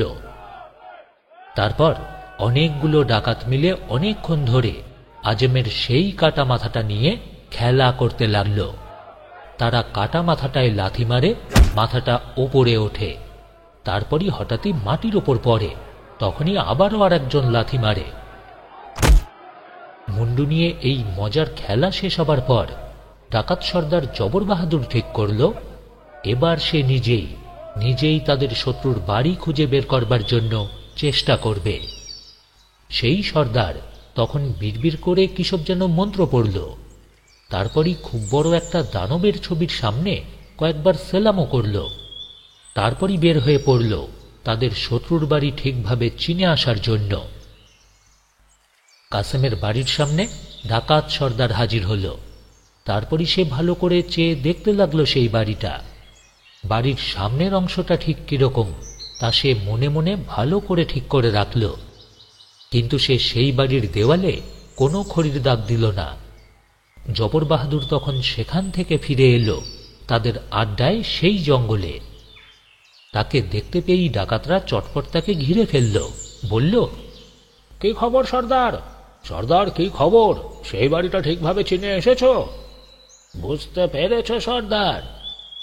হ্যাঁ, এসেছি, চিনে এসেছি আমি এসেছি। তারপরই একটা বিকট শব্দ করল। আমি আমি এর প্রতিশোধ নেবই। এই শোন, এবার শোন, তোরা কয়েকজন চলে যা যেখানে খচ্চর বিক্রি হয়, খচ্চর কিনে নিয়ে আয়। কয়েকজন চলে যা, একটা তেল ভর্তি পিপে আর 37টা খালি পিপে নিয়ে আয়। আমি এবং ওই দুজন বাদ দিলে তোরা 37 জন। ওই খালি পিপেগুলোতে তোরা একজন একজন করে ঢুকবি। এক একটা খচ্চরে থাকবে এক একটা পিপে। 39 নম্বর খচ্চরের পিঠে থাকবে তেল ভর্তি পিপে। আমি তেল ব্যবসায়ীর ছদ্মবেশে খচ্চরগুলো নিয়ে সন্ধ্যাবেলায় শহরে যাব। তারপর ওই বাড়ির মালিকের কাছে রাতে থাকতে দেওয়ার অনুরোধ করব। আশা করতেই পারি রাতে ওই লোক অতিথিকে ফেরাবে না। তারপর রাত গভীর হলে তোরা পিপের ভেতর থেকে বের হবি। সবাই আমরা ওদের আক্রমণ করে ওদের হত্যা করব। এতদূর শুনে দস্যুদের একজন বলল, সত্যি সর্দার, এজন্যই আপনি আমাদের সর্দার। দারুণ দারুণ পরিকল্পনা। একজন বয়স্ক দস্যু বলল, এরপর আমরা ওই বাড়িতে থাকা সমস্ত সোনা রূপ হিরে জহরত মণিমাণিক্য আর দামি দামি জিনিসপত্র যা আমাদের এখান থেকে চুরি গেছে সব ওই পিপেগুলোতে ভরে আমরা আমাদের জঙ্গলে ফিরে আসব। তাই তো সর্দার, নাকি? হ্যাঁ, একদম তাই, একদম তাই। দস্যুরা তখনই চলে গেল আশেপাশের হাটে বাজারে। 3-4 দিন ঘোরাঘুরি করে তারা খচ্চর কিনল, পিপে কিনল। তারপর সবকিছু একসঙ্গে নিয়ে ফিরে এলো তাঁদের আড্ডায় সেই জঙ্গলে। ডাকাত সর্দার তখন উচ্চস্বরে বলে উঠল, শোন, আমরা আমাদের শত্রুকে শেষ করব। সবকটা জ্বালা চাপল 19টা খচ্চরের পিঠে। ডাকাত সর্দার জবর বাহাদুর সাজল সওদাগর। তারপরই পরিকল্পনা অনুযায়ী তারা জঙ্গল থেকে বের হল। খচ্চর চলেছে, চলেছে ডাকাতের দল। এইভাবেই কিছু সময় চলার পরই রাতের অন্ধকারও এসে পড়ল। ডাকাতরা শহরের রাস্তায় চলতে চলতে কাসেমের সেই বাড়ির সামনেও এসে পড়ল। তখনই কোথা থেকে সর্দারকে দেখে একটা কুকুর ডেকে উঠল। আলীবাবা তখন দাওয়ায় বসে তামাক খাচ্ছিল। ডাকাত সর্দারি দরজায় টোকা দিয়ে নিজের উপস্থিতি জানালো। আলীবাবাই এলো দরজা খুলে দিতে। এই সময়ে এত রাতে কে ডাকছে কে জানে। দরজা খোলার সঙ্গে সঙ্গেই সর্দার তাকে সালাম জানিয়ে বলল, সালাম জানাব, আমি এক গ্রামীণ তেল ব্যবসায়ী। আজকেই আমার এই তেল এখানে পৌঁছে দেওয়ার কথা ছিল। পথে একটু বিঘ্ন ঘটায় আসতে দেরি হলো। তা দেখলাম দোকান বন্ধ। মানে বুঝতে পারছি না কি করব, কোথায় রাত কাটাবো। যদি আপনি দয়া করে আজ রাতের মতো আমাদের আপনার এই উঠোনে একটু থাকতে দেন, বড়ই মেহেরবানি হয়। আর এই প্রাণীগুলো ওরাও ক্লান্ত হয়ে পড়েছে, বেচারীদের যদি একটু দানা পানি দেন। আগেই বলেছি আলীবাবা সহজ সরল সাদাসিধে লোক। সে বলল, না না, আপনি এই রাত্রে আমার এখানেই থাকতে পারেন। বহুত মেহরবানি আপনার। আলীবাবা বাড়ির ফটক থেকে সরে দাঁড়ালো। ডাকাত সর্দার তার খচ্চর আর চোর ভর্তি জ্বালাগুলো নিয়ে ভেতরের উঠোনে ঢুকে পড়ল। তারপরই মনে মনে বলল, এইবার এতদিনে আমার শত্রু শেষ করবার সুযোগ পেলাম। আলীবাবা তার চাকর আব্দুল্লাহকে বলল, আব্দুল্লাহ, এই সদাগরের খচ্চরগুলোকে তুমি একটু ঘাস দাও, ভুসি দাও, জল দাও। তারপরই সে চলে গেল বাড়ির ভেতর। মার্জিনাকে দেখতে পেয়ে বলল, শোন মর্জিনা, এক সদাগর আমাদের এখানে আজকে রাতে থাকবে, তার জন্য খাবার তৈরি কর। খাবারগুলো যেন বেশ ভালো হয়, মনে থাকে যেন। তাই হবে মালিক, আপনি যেমন আদেশ করেছেন তেমনটাই হবে, বলল মর্জিনা। খচ্চর আর চোরেরা যেখানে জায়গা পেল তার পাশেই একটা ঘরে থাকার জায়গা পেল সেই ডাকাত সর্দার। আলীবাবা আর সেই ছদ্মবেশী সর্দার এবার দাওয়াতে বসে কত রকম কথাবার্তা বলতে লাগলো। স্বর্গ, মর্ত, পাতাল, ইহকাল, পরকাল, তেল, চাল, ডাল, মানুষ, গরু, শকুন, বেড়াল, হ্যাঁ, ইত্যাদি কত বিষয় সম্বন্ধেই তাদের দুজনে কত কথাই না হলো। আর তার মধ্যে মধ্যে তামাক, পান খুব চলতে লাগলো। তারপরই হলো খাওয়া দাওয়ার ব্যবস্থা। থালায় থালায়, বাটিতে বাটিতে সে কত নানা রকম খাবার। মার্জিনা জোগাতে লাগলো সেই সব খানাপিনা। আলীবাবা সেই সর্দারের দিকে চেয়ে মাঝে মাঝে বলতে লাগলো, জানাব, খাবার কেমন লাগছে? এমন খাবার আমি কখনো খাইনি। এসব কে রান্না করেছে? ডাকাত সর্দার তখন খায় আর বরাবরই এদিক ওদিক চায়। তার মনের মধ্যে তখন কিন্তু শুধু শয়তানি বুদ্ধি ঘুরপাক খাচ্ছে। খাওয়া যখন শেষ হয়ে গেল তখন আলীবাবা আর ডাকাত সর্দার জবর বাহাদুর গোলাপ জল দিয়ে হাত মুখ ধুল, তারপরই রেশমি রুমাল দিয়ে হাত মুখ মুছল। ডাকাত সর্দারের পেট তখন নানা রকম খাদ্য দিয়ে ঠাসা। সে বারবারই বলতে লাগল, খাসা খানা, খাসা খাসা। আজ রাত্রে যে এমন খানা পাবো তা আমি আশা করিনি। আলীবাবা খুব বিনয় করে আস্তে আস্তে হেসে হেসে বলল, আগে আমি খুবই সামান্য লোক, যদি কোনো ত্রুটি হয়ে থাকে তাহলে সেটা আপনি নিজ গুণে ক্ষমা করবেন। আরে না না না না, কোনো ত্রুটিই হয়নি। বেশ খেয়েছি, খুব খেয়েছি। আচ্ছা, তা এখন তো অনেক রাত হলো, এবার একটু ঘুম দরকার। তো আপনি শুয়ে পড়ুন, রাতটা আপনার ভালোই ভালোই কাটুক। হ্যাঁ, আপনারও কাটুক, বলল পাক্কা শয়তান সেই ডাকাত সর্দার। তারপরই সে মনে মনে বলল, হ্যাঁ, আজ রাত কাটবে, তোমার গলাও কাটবো। আলীবাবা ঘুমোতে চলে গেল।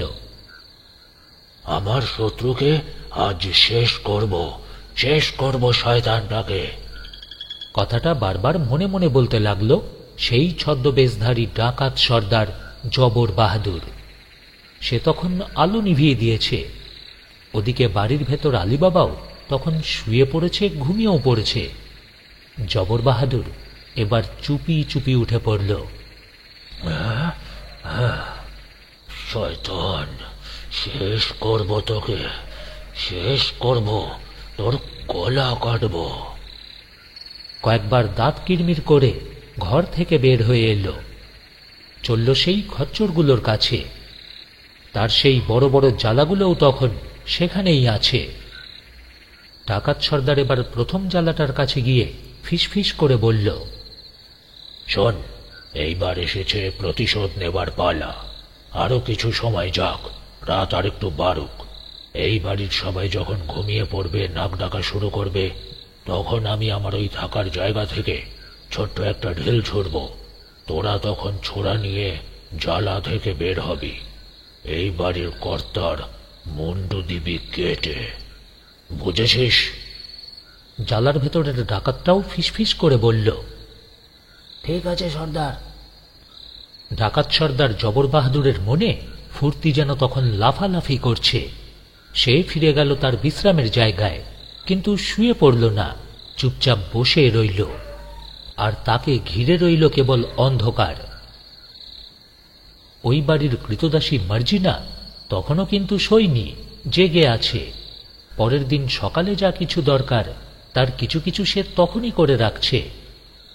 আব্দুল্লাহ নামক দাস, সেও জেগে আছে, রয়েছে মর্জিনারই কাছে। সেও মর্জিনার কাজে একটু একটু সাহায্য করছে। আর এই সময়ই হঠাৎই ঘরের ভিতরের বাতি নিভে গেল। মর্জিনা বলল, যা, বাতাসে বাতিটা নিভে গেল। এখন বাতি জ্বালাবো কি করে? ঘরে তো একটুও তেল নেই। হ্যাঁ, ঘরে তেল নেই, কিন্তু বাইরে অনেক তেল আছে। বাইরে? কোথায় তেল? তোমার কি মাথা খারাপ হয়েছে? বলল মর্জিনা। আরে না না, আমার মাথা কেন খারাপ হবে? ওই যে সওদাগর, তার তো অনেক তেলের জ্বালা, আর আমাদের বাড়িতেই তো অতিথি, তার সবগুলো জ্বালাই ওই দেখো বাইরেই তো রয়েছে। হ্যাঁ হ্যাঁ, তা সত্যি বটে, সত্যি বটে। বেশ বুদ্ধি আছে তো তোমার ঘটে।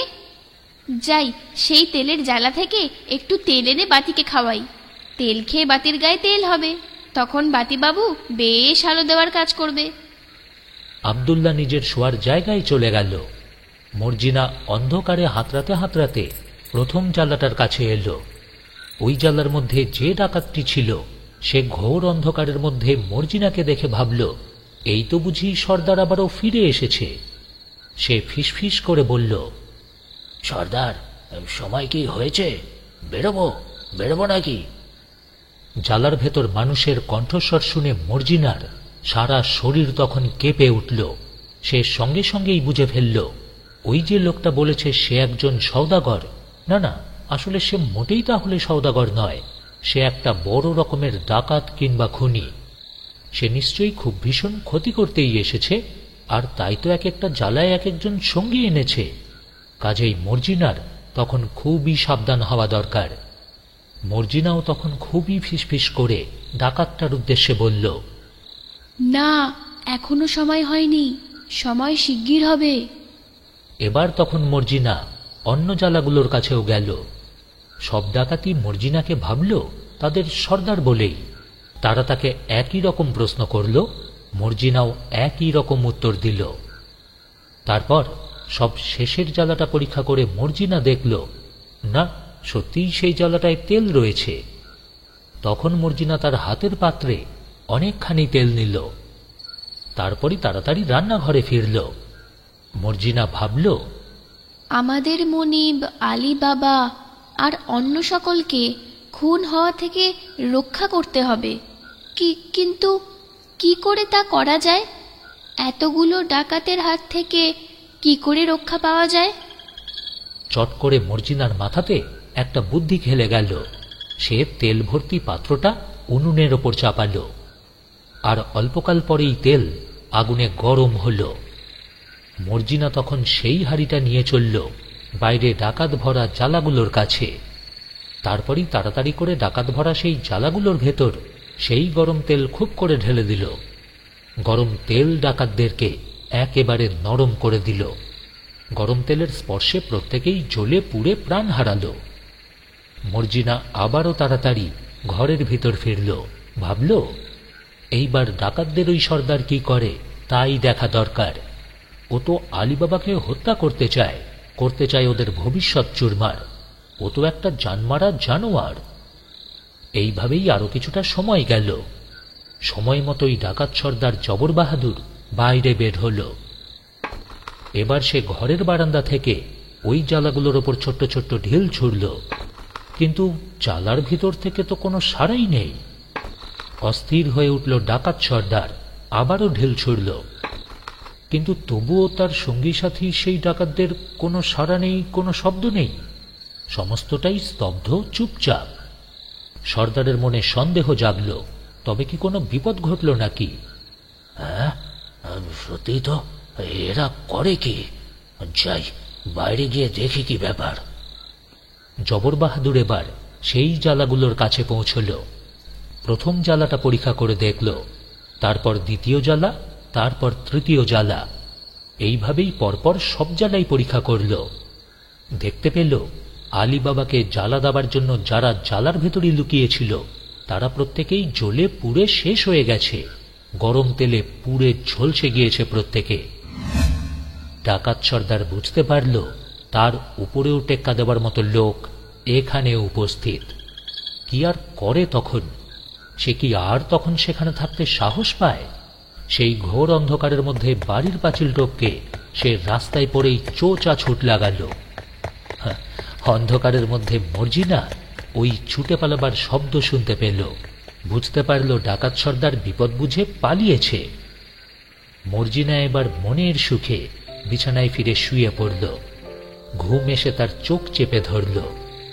আকাশের চাঁদ মুখে তখন কতই না হাসি। চাঁদের চারপাশে তারারাও তখন ঝিকমিক করে উঠছে। একটু দূরে কে যেন বাঁশি বাজাচ্ছে, আর তার মধ্যেই শোনা যাচ্ছে ঘুমন্ত আলী বাবার নাসিকা গর্জন।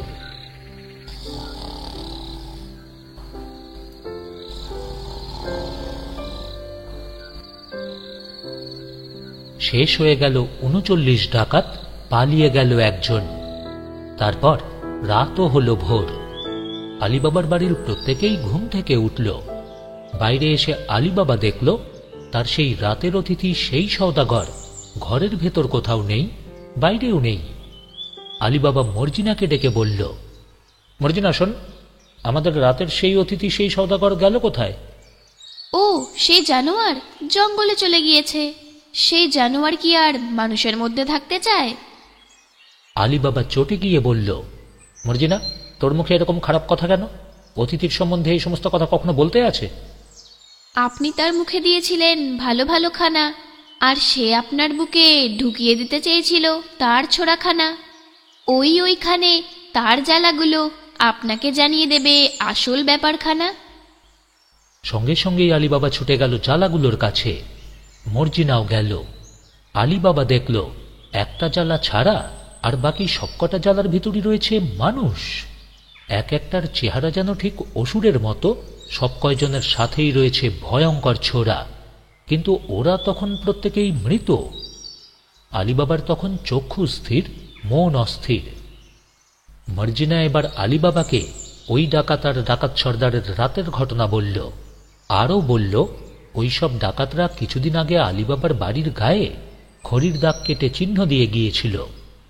সমস্তটা শুনে আলীবাবা বলল, মর্জিনা, তুই আমার মা। না না, আমার 14 পুরুষের মা। মর্জিনা, আমি পাগল হয়ে গেছি, আমি কিছু বলতে পারছি না, কিছু বুঝতে পারছি না। তুই আমাদের বাঁচিয়েছিস মর্জিনা। তুই আর আমার বাড়ির চাকরানি হয়ে থাকবি না, তুই থাকবি রানী হয়ে। সেই ব্যবস্থা আমি অতি শীঘ্রই করব। কথাটা শুনে মর্জিনার মনেও তখন আনন্দের ঢেউ খেলে গেল। সে বলে উঠল, কিন্তু ওই যে জ্বালাগুলোর ভেতরে ওই মরাগুলো, ওগুলোকে তো এখনই তাড়াতাড়ি করে গোপনে কবর দেওয়া দরকার। লোকে জানতে পারলে তো আমাদের ঘোর বিপদ হবে। হ্যাঁ হ্যাঁ, ঠিক কথা ঠিক কথা, দাঁড়া দেখছি কি ব্যবস্থা করা যায়। আলীবাবাদের খুব বড় একটা বাগান ছিল, সেখানে অনেক গাছপালা। সেই বাগানে তখন খুব লম্বা একটা গর্ত খোঁড়া হলো। প্রত্যেক মরা ডাকাতকে সেই গর্তে ফেলা হলো, তারপরই মাটি চাপা দেওয়া হলো। পরের জীবন করতে যে মাটি, ওরাই পেল মাটি। ন্যায়ের পথই চিরকাল, সেটাই তো সত্য, সেটাই তো খাঁটি। এইসব গুনগুন করে বলতে লাগলো আলীবাবা। সমস্ত কাজ সমাধা করে আলীবাবা মর্জিনাকে নিজের মেয়ের মতো মনে করে বলল, মর্জিনা, তুমি মরণ থেকে আমাদের রক্ষা করেছ। আর তুই বলবো না, তুমি বলবো। তুমি আমার মা হয়েছ। শিগগিরই, আমি কথা দিচ্ছি, শিগগিরই একদিন তোমার জীবনেও শুভ দিন আসবে। সেদিন তুমি আমার অতি আদরের জন্য হয়ে আমার সঙ্গেই থাকবে। তুমি আমার ঘরের একটা গোলাপ ফুলের মতো হয়ে আসবে, আমি কথা দিচ্ছি। এই কথা শুনে মর্জিনার মুখে তখন মৃদু মধুর হাসি। এত বড় একটা ব্যাপার মর্জিনার বুদ্ধিতে সম্পন্ন হলো ঠিকই, কাকপক্ষীতেও টের পেল না। কিন্তু আলীবাবার মনের চিন্তা যাচ্ছে না। দস্যু সর্দার সে তো এখনো বেঁচে, তাকে শেষ করে দিতে না পারলে সে যে কিভাবে প্রতিশোধ নেবার চেষ্টা করবে তা কে জানে। দস্যুদের গুহা থেকে যে সে সম্পদ চুরি করে এনেছিল, সেটা সে নিজে আর তার বিবি ছাড়া আর তো কেউই জানত না। কাসেম তো মরেই গিয়েছিল, আর আজ অব্দি ওরাও তো কোথাও এ বিষয়ে একটা শব্দও উচ্চারণ করেনি। আর ওদিকে ডাকাত সর্দার সেই রাতে প্রচণ্ড খানাপিনা করে শেষ পর্যন্ত প্রাণ নিয়ে পালিয়ে গেল। কি করে আবারও আলীবাবাকে ধ্বংস করা যায়, এই চিন্তাতে সে অস্থির হয়ে ওঠে। তার জঙ্গলের সেই আস্তানায় এবার সে পৌঁছল, কিন্তু তার বারবার মনে হতে লাগলো তার চেলা সেই ডাকাতরা, তারা যেন ভূত হয়েছে। তারা কাছেই বা কোথাও ঘোরাফেরা করছে, তারা যেন তার সঙ্গেই কথা বলতে চাইছে। ডাকাত সর্দার জবর বাহাদুর ভূতের ভয়ে বারবার ভরকে যেতে লাগল। আলীবাবা তাকে সমাদর করেছে, কিন্তু সে খুঁড়তে চেয়েছিল আলীবাবার কবর। তবু কি একটা ভাব ভাব মনে জাগল। না না না না না, মোটেই জাগল না। এবার একটা জবর কুকাজ করতে চাইল। এতটাই ক্ষেপে গিয়েছিল যে জীবনের সব রং তার মন থেকে একেবারে মুছে যায়। তার কিছুই যেন ভালো লাগে না আর। একটা বিষয়ই তার মনের ভেতর বারবার ঘুরে ফিরে আসত, যেভাবেই হোক আলীবাবাকে খতম তাকে করতেই হবে। হ্যাঁ, অন্যথায় তার সবকিছুই বৃথা। জীবন তো যাবেই, সঙ্গে যাবে পিতৃপুরুষের সঞ্চিত সমস্ত ধনসম্পদ, কারণ গুহার দরজা খোলার মন্ত্র ওই ওই আলীবাবা জানে। হ্যাঁ, আলীবাবাকে শেষ করে দিয়ে আবার একদিন নতুন করে দল বানাবে সে স্বপ্ন দেখতে শুরু করে। প্রজন্মের পর প্রজন্ম ধরে তাদের লোকেরা ধৈর্যের সাথে যা করেছে সেটাই আবারও করে দেখাবে, এই সংকল্পবদ্ধ হয়। এত দিন সে নিজের আড্ডা থেকে বের হয়নি, আলীবাবার কি হলো সে খবরও রাখেনি। সে ভাবল আগামীকালই আবার যাবে সেই শহরে। সে আগে ধরেছিল একরকম ছদ্মবেশ, এবার ধরল আরও একরকম ছদ্মবেশ। ওই শয়তান ওই শহরেরই একটা সরাইখানাতে আশ্রয় নিল। সে এবার সারাটা শহর ঘুরতে লাগল। আলীবাবার বাড়ির সেই ঘটনা শহরের রটনা হয়েছে কিনা তাই সে জানতে চেষ্টা করল, কিন্তু সেই ঘটনা রটে যাওয়ার কোনো প্রমাণ সে মোটেই পেল না। জবর বাহাদুর তখন সেই শহরেরই আরও একটা জায়গায় ঘর ভাড়া করল। সেই ডাকাত এখন সেটাকেই বানালো তার আড্ডা। সে এবার লোকের কাছে বলতে লাগল তার নাম খাজা হাসান। সেই শয়তান জবর বাহাদুর সেখানে খুলে ফেলল একটা দোকান। ব্যবসা হলো লোক ঠকানো। কত লোকই না সেই দোকানে আসতে লাগল। দোকানে হরেক রকম জিনিসপত্র দেখে অনেকেরই তাক লাগে। ডাকাতের দোকানে তখন রয়েছে নানা রকমের চুড়ি, শাড়ি, নানা রকম গয়না, সোনার শিয়াল, রূপার রুমাল, হীরের ময়না, আলোয়ান, চাপকান, ঝুমঝুমি আর কত রকমের পুতুল, ফুল, মজার মজার জিনিস। খাজা হাসানের দোকানের ঠিক উল্টো দিকেই আরও একটা দোকান। সেটাই আগে ছিল কাসেমের দোকান, কিন্তু কাসেম কবরে যাবার পর আলীবাবা সেই দোকানটি দিয়েছে কাসেমেরই ছেলেকে। ডাকাত সর্দার লক্ষ্য করল ছেলেটা দোকানে বসে গান করে, বাঁশি বাজায়। তারপরই কানে এলো ও নাকি আলীবাবার ভাইয়ের ছেলে। একথা জানতে পারার পরই খাজা হাসান কাসেমের ছেলের সঙ্গে খুব বেশি করে মেলামেশা করতে লাগল। সে প্রায় রোজই তার দোকানে যেত, কাসেমের ছেলেকে মিঠাই খাওয়াত, শোনাত তার জীবনের বিভিন্ন অভিযানের গল্প। এইভাবেই কিছুদিন যাবার পর কাসেমের ছেলেও খাজা হাসানের দোকানে মাঝে মাঝেই আসত। তার বাবা কাসেম যে কিভাবে মারা পড়েছে সে কথাও মাঝে মাঝে খাজা হাসানকে বলতো। এ কথা শোনার পর সর্দার কাসেমের ছেলের প্রতি আরও একটু বেশি স্নেহ দেখানোর অভিনয় শুরু করল। সর্দার বুঝে গিয়েছিল এটাই সুযোগ নিজের কার্যসিদ্ধি করবার। এবার শুরু করল দামি দামি উপহার দেওয়া। তারপরই নিয়মিত আমন্ত্রণ জানাতে লাগল ভোজের। এসব দেখে শুনে আলীবাবার ভাইপোরও মনে হল এর বিনিময়ে ওই দোকানদার খাজা হাসানকেও নৈশভোজের জন্য তো আমন্ত্রণ জানানোই উচিত। তবে সে নিজের জন্য যে বাড়ি বানিয়েছিল সেই বাড়ি কাউকে আমন্ত্রণ করবার উপযুক্ত তখনও হয়ে ওঠেনি। তেমন কোনো জাঁকজমকপূর্ণ অনুষ্ঠান ওখানে না করাও সম্ভব নয়। অগত্যা সে এই ব্যাপারে তার চাচার পরামর্শ নিল। আলীবাবা তার ভাইপোকে বলল, আরে বেটা, তুমি এত কিন্তু কিন্তু করছো কেন? তুমি তো ঠিকই বলেছ, তোমার ওই বণিক বন্ধুকে অবশ্যই এরকম একটা ভোজে আমন্ত্রণ করা সেটাই তো ভদ্রতা। শোনো, আগামীকাল শুক্রবার, দোকানও তাড়াতাড়ি বন্ধ করতে পারবে। ওকে নিয়ে এসো বাড়িতে। নৈশভোজের যা ব্যবস্থা করতে হয় তা আমি করে রাখবো। মার্জিনাকে দায়িত্ব দেবো, ও একাই সামলে দেবে। ভোজের জন্য প্রয়োজনীয় সব ব্যবস্থা ওই করবে। আবদুল্লাও আছে, তোমার কোনো ভাবনা নেই, নিশ্চিন্তে তুমি তাকে আমন্ত্রণ জানাও। পরের দিন শুক্রবার অর্ধদিবস শেষে দোকান বন্ধ করে আলীবাবার ভাইপো খাজা হাসানকে বলল, জানাব, চলুন আজ আপনাকে আমার চাচার বাড়ি দেখিয়ে আনি। আপনি আমাকে এত ভালোবাসেন শুনে উনি নিজেও আপনার সঙ্গে দেখা করতে চেয়েছেন। যদিও আলীবাবার বাড়ি দস্যু সর্দার চিনত এবং আলীবাবা তাকে আগেও দেখেছে, তবুও বেশি সময় নিল না সিদ্ধান্ত নিতে, কারণ আগের বারের ছদ্মবেশের সাথে এবারের ছদ্মবেশে আকাশ পাতাল পার্থক্য। আপাতত মনের ভাবনা চেপে রেখে উৎসাহের সঙ্গেই বলল, আরে বাহ বেটা বাহ, চলো, ভালোই হবে। একদিন ওকেও আমার দোকানে আসতে বলবো। খানদানি জিনিস যদি কিছু খরিদ করেন তো। আসলে কোনো না কোনোভাবে আলীবাবার বাড়িতে ঢোকার একটা সুযোগ খুঁজছিল দস্যু সর্দার।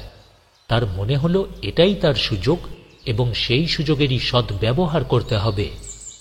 কাসেমের ছেলে মোটেই বুঝতে পারল না তার এই পাতানো চাচা সে এক ডাকাত চাচা। হ্যাঁ, আচ্ছা চাচাই বটে। কাসেমের ছেলের সঙ্গে খাজা হোসেন তাদের বাড়িতে চলল। বাড়িতে পৌঁছেই কাসেমের ছেলে মার্জিনাকে বলল, মার্জিনা, শহরের বড় ব্যবসায়ী খাজা হোসেন আমাদের বাড়িতে আজ এখানে খাবে, কিন্তু সে নুন দেওয়া খাদ্য খায় না, এই কথাই তো আমাকে বলেছে। তাই তুমি যে সমস্ত রান্না করবে তার কোনোটাতেই যেন নুন দিও না। মার্জিনা এই কথা শুনে সে অবাক হলো, মনে মনে বলতে লাগলো, যে লোক নুন মেশানো খাবার খাবে না সে কিরকম লোক হবে? সে নুন দেওয়া খাবার কেন খাবে না? মার্জিনা যেন কিছুই ঠিক করতে পারল না। যার নুন খাওয়া হবে তার গুণ গাইতে হবে, তাকে খুন করা চলবে না, তার ক্ষতি করা চলবে না, এই কথাই তো নাকি জ্ঞানী লোকেরা বলেন। তাহলে ওই খাজা হাসান সেই কি ডাকাতদের সর্দার, যে ডাকাতদের জালার ভেতর ভরে এই বাড়িতে নিয়ে এসেছিল? আর এই বাড়ির কর্তা আলীবাবার সর্বনাশ সেই করতে চেয়েছিল? ওই খাজা হাসান এই বাড়িতে নিমন্ত্রণ খেতে এসে আলীবাবার কি তাহলে সর্বনাশ করতে চায়? আর সেই জন্যই কি সে আলীবাবার নুন খেতে চায় না? যা হোক, কাল যখন সে খেতে আসবে তখন আমি তার দিকে ভালো করে লক্ষ্য রাখব। আমি আলীবাবার নুন খাই, তার কাছ থেকে উপকার পাই, তাই আমায় দেখতে হবে তার যেন কোনো রকম ক্ষতি না হয়। মার্জিনা সারাটা দিন ধরেই অনেক রকম খাবার রান্না করল, কিন্তু কোনো খাবারের ভেতরই নুন দিল না। সেদিনের দুপুর গেল, বিকেল গেল, সন্ধ্যা নামল, তারপর এলো আধার। ডাকাত সর্দারের মন কিন্তু অতি পেঁচালো, খুবই পাপ সেই মনে। সর্দার বাড়ির ভেতরে ঘুরে ঘুরে দেখল বাড়িখানা খুব সুন্দর করেই সাজানো হয়েছে, ময়ূর নাচছে, বাঁশি বাজছে, ফুল হাসছে, আরও কত কি। রাতে সেদিন আলীবাবা একটু দেরি করেই ফিরল। খাজা হাসানকে দেখা মাত্রই এগিয়ে এসে সেলাম করে বলল, জনাব সালাম, আসুন আসুন। সালাম সালাম। খাজা হাসানও সেলাম করল। কাসেমের ছেলে আর আলীবাবা দুজনে তখন খাজা হাসানকে খুব করে সাজানো একটা ঘরের ভেতর আরাম কেদারায় বসালো। একটা চাকর খাজা হাসানকে হাওয়া করতে লাগলো, আর একজন গোলাপ জল ছেটাতে লাগলো। তারপরই হলো ভোজনের আয়োজন। কত রকমের যে খাবার সেখানে হাজির, তার নাম বলতে গেলেও আমাদের ঘাম ছুটে যাবে। এবার সর্দার আলীবাবাকে বলল, জনাব, আমি যা কিছু খাই বা খাবো তার সবই বিনা নুনে রান্না হয়েছে তো? হ্যাঁ নিশ্চয়ই জনাব, নিশ্চয়ই, আপনি তো বলেই পাঠিয়েছিলেন। এবার খাওয়া দাওয়া শুরু হলো। এতক্ষণে মার্জিনা খাজা হাসানকে ভালো করে লক্ষ্য করল, বেশ বুঝতে পারল এই খাজা হাসেনই সেই কিছুদিন আগেকার রাতের সেই তেল ব্যবসায়ী ডাকাত সর্দার। মার্জিনা মনে মনে বলল, এই খাজা হাসানই সেই কিছুদিন আগেকার রাতের সেই তেল ব্যবসায়ী ডাকাত সর্দার। হ্যাঁ, এই ডাকাত সর্দারটা আলী বাবাকে খুন করতে এসেছে, কিন্তু আমি ওকে আর্তনাদ করিয়ে ছাড়ব। ওর শয়তানি আমি ভালো করে ছাড়িয়ে দেব আজ। প্রত্যেকেরই খাওয়া দাওয়া শেষ হলে পর আলীবাবা খাজা হাসানকে বলল, তা জানাব, এখন একটু গান শুনবেন না? হ্যাঁ, গানা তো হলো, এবার গানা। গান তো চাই। খাজা হাসান হেসে হেসেই উত্তর দিল। মার্জিনা মনে মনে বলল, গানের পরে হানা, বুকে ছোড়ার হানা। আলীবাবা তখন মর্জিনাকে বলল, মার্জিনা, তুমি আমাদের এই অতিথিকে একটু গান শোনাও না। হ্যাঁ নিশ্চয়ই শোনাবো, আমি আসছি এখনই। কথাটা বলেই মার্জিনা ভেতরে চলে গেল। তারপরই নাচের পোশাক পরল, আর তার ওপর কামিজের ভিতর লুকিয়ে নিল একখানা বড় ছোরা। এবার সে আলীবাবার চাকর আব্দুল্লাহকে বলল, আব্দুল্লাহ, তুমি নাচ গানের পোশাক পরো, একটা তম্বুরা নাও বা খঞ্জনি নাও, আমি নাচবো ও গাইবো, তুমি বাজাবে। আচ্ছা, তাই হবে, বেশ, তবেই তাই হোক। আব্দুল্লাহ পোশাক পরল, তাম্বুরা নিল। মার্জিনা আর আব্দুল্লাহ এবার এসে গেল সেই ভোজের জায়গায়। ওদের দুজনকে দেখে ডাকাত সর্দারের মনে হলো ওরা যেন কিন্নরী আর কিন্নর, বিদ্যাধরী আর বিদ্যাধর। শুরু হলো নাচ, গান আর বাজনা। মর্জিনার মুখ গান গায়, পা কত রকমের নড়ে চড়ে, কসরত করে, অর্থাৎ নাচে। তার হাতও কত রকমের ভঙ্গি করে, তার পায়ে নুপুর বাজে। আরে বাহ, ক্যা বাত, ক্যা বাত! আলীবাবার দিকে চেয়ে বলে উঠল ডাকাত সর্দার। আব্দুল্লাহর তম্বুরার বাজনার বহরও কিন্তু কম নয়। তার তম্বুরা বারবারই তার হাতের চাপড় খায়, শব্দ করে তাক লাগায়। এবার নাচতে নাচতে হঠাৎই মার্জিনা তার ছোড়াটা বার করল। তারপরই সেটাকে নানা রকম ভঙ্গি করে ঘোরাতে লাগল। ডাকাত সর্দার মনে মনে বলল, হ্যাঁ, একটু পরেই আমিও আমার ছোড়া বার করব।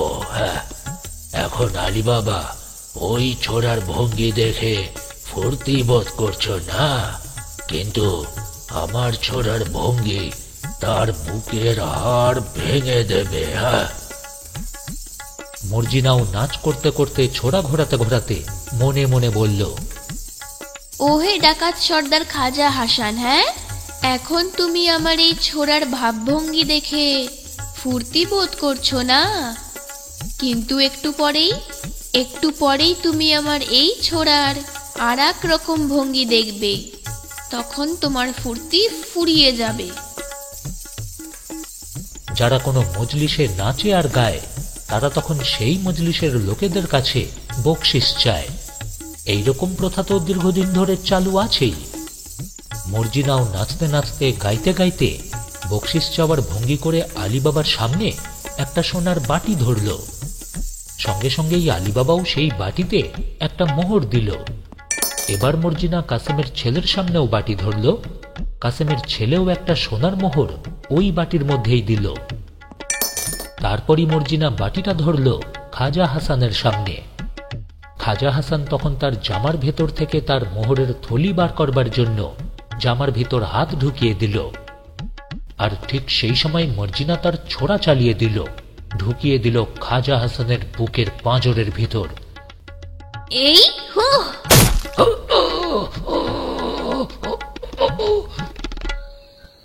খাজা হাসানের মুখ থেকে আর্তনাদ উঠল, তার বুক থেকে ফিনকি দিয়ে রক্ত ছুটল। আলীবাবা হায় হায় করে উঠল, মার্জিনা, এ কি করলে তুমি? এ কি করলে? আমাদের অতিথিকে কেন হত্যা করলে? ও অতিথি নয়, ও দস্যু। ওর হাত থেকে আপনাকে বাঁচানোর জন্যই আমি এই কাজ করতে বাধ্য হলাম। তা না হলে আজই হয়তো ওই শয়তান আমাদের সবাইকে মেরে শেষ করে দিত। আপনি ওর পোশাক পরীক্ষা করে দেখুন, আমি নিশ্চিত ওর কাছে অস্ত্র আছে। দাঁড়ান, আমি দেখছি। মার্জিনা এবার খাজা হাসানের জামায় একটা টান মারল, তারপরই তার ভিতর থেকে ছোড়াটা বার করল। সেটা আলীবাবাকে দেখিয়ে বলল, এটার জন্য, হ্যাঁ, এটার জন্যই এটাকে খুন করলাম। এই দস্যুটা আপনাকে মারার জন্য এই ছোড়াটা ওর জামার ভেতরে লুকিয়ে রেখেছিল। এখন আপনি তা বুঝতে পারছেন তো? মালিক, ভালো করে দেখুন এই শয়তান আসলে কে। এ আসলে আপনার শত্রু। এ সেই তেল ব্যবসায় সেজে আসা সেই মানুষটা, সেই 40 ডাকাতের সর্দার। আপনাকে হত্যা করবে বলেই এই বাড়ির লবণ খেতে চাইনি। আমার সেদিনই মনে হয়েছিল, তারপর ওকে দেখেই আমি নিশ্চিত হয়ে যাই, বুঝতে পারি কিছু একটা মতলবে ও এখানে এসেছে। আলী বাবা সাহেব, আমি সেই ধনরত্নের গুহার মালিক ডাকাত সর্দার জবর বাহাদুর। আমি একদিন রাতের বেলায় তেল ব্যবসায়ী সেজে তোমাকে খুন করতে চেয়েছিলাম। আজও তোমাকে খুন করবার জন্যই এসেছিলাম, কিন্তু কিন্তু নিজেই খুন হয়ে গেলাম। মারতে এসে মারা পড়লাম। ডাকাত সর্দারের প্রাণ বেরিয়ে গেল। সর্দারের ছোড়া মারা থেকে আলীবাবা আবারও বাঁচল। অবশ্য পূর্বেও সে একবার বেঁচেছে, সেইবার আর এইবার, এই দুবারই তো মার্জিনাই তাকে বাঁচিয়েছে। আলীবাবা তাই যেন আনন্দে দিশাহারা হয়ে পড়ল। সে বারবারই বলতে লাগল, মার্জিনা, তুমি আমাকে আবারও বাঁচালে, তুমি আমাকে ওই রাক্ষসের মতো মানুষটার হাত থেকে আবারও রক্ষা করলে। তুমি সুখী হও মার্জিনা, তুমি সুখী হও মার্জিনা। কিন্তু বুদ্ধিমতী মার্জিনা সে হঠাৎই বলে উঠল, আমি কি করে সুখী হব? আমি যে আপনার একজন দাসী। পরের বাড়ির কোনো দাসী কি সুখী হতে পারে? আপনিই বলুন না। তাহলে শোনো মার্জিনা, আমি তোমাকে তোমার দাসীগিরি থেকে আজ এখনই এই মুহূর্তে মুক্তি দিলাম। তুমি এখন থেকেই মুক্ত হলে মার্জিনা, হ্যাঁ, স্বাধীন হলে। ঈশ্বর তোমার মঙ্গল করুন, আমি তোমাকে আশীর্বাদ করি। কথাটা বলতে বলতে আলীবাবা মার্জিনার মাথায় হাত দিয়ে তাকে আশীর্বাদ করল। তারপর আবারও বলল, মার্জিনা, তুমি একদিন আমাদের এই বাড়ির চাকরানি হয়ে এসেছিলে, এইবার এই বাড়ির রানী হয়ে সারা জীবন এই বাড়িতেই থাকবে তুমি। হ্যাঁ, আমি সেই ব্যবস্থাই করছি। ওরে তোরা বাদ্য বাজা, তোরা। আরে কি হলো, তোরা থেমে আছিস কেন? তোরা বাদ্য বাজা। আব্দুল্লাহ তখনই তার তাম্বুরা বাজাতে শুরু করল। বাড়ির অন্য কয়েকজন চাকর বাকরও নানা রকম বাদ্য নিয়ে এসে খুব করে বাজাতে লাগল। তারপর রাত যখন অনেক হল, তখন ডাকাত সর্দারের মৃতদেহটা আবারও সেই বাড়ির বাগানের ভেতরে নিয়ে যাওয়া হল। তারপর একটা বড় গর্ত খোঁড়া হল। সেই গর্তের ভিতর মৃতদেহটা নামিয়ে ডাকাত সর্দারকে কবরস্থ করা হল। এই কাজটা করা হলো খুবই গোপনে, বাইরের কোনো লোকই তা জানতে পারল না। তারপর চলে গেল সেই রাত, এলো প্রভাত। আলীবাবা তখন মর্জিনাকে তাদের বাড়ির বউ করতে চাইল। সে তার ভাইপো কাসেমের ছেলেকে বলল, শোন বেটা, আমি তোর সাথে মার্জিনার বিয়ে দিতে চাই। কাসেমের ছেলে ওই কথাটা শুনে খুবই খুশি হল। আর তখন থেকেই শুরু হয়ে গেল বিয়ের আয়োজন। একটা শুভ দিনে সেই বিয়েটাও হল। গরিব মেয়ে মার্জিনা এতদিন ধরে অনেক ভালো কাজ করেছে, ভালো ভাব রেখেছে মনের ভেতর, তাই এখন থেকে তার চির সুখ আরম্ভ হল। সেই চাকরানী হল রানী, মার্জিনা হল সকলের মনের মতো। তারপর একদিন আলীবাবা হঠাৎই আবার গেল সেই গুহার এলাকায়। চারদিকটা ভালো করে দেখেই বুঝতে পারল অনেক দিন এখানে কারো পা পড়েনি। আলীবাবা এগিয়ে গেল সেই পাথরের গুপ্ত দরজার সামনে। তারপর উচ্চারণ করল, খোল যা সেম সেম দরওয়াজা।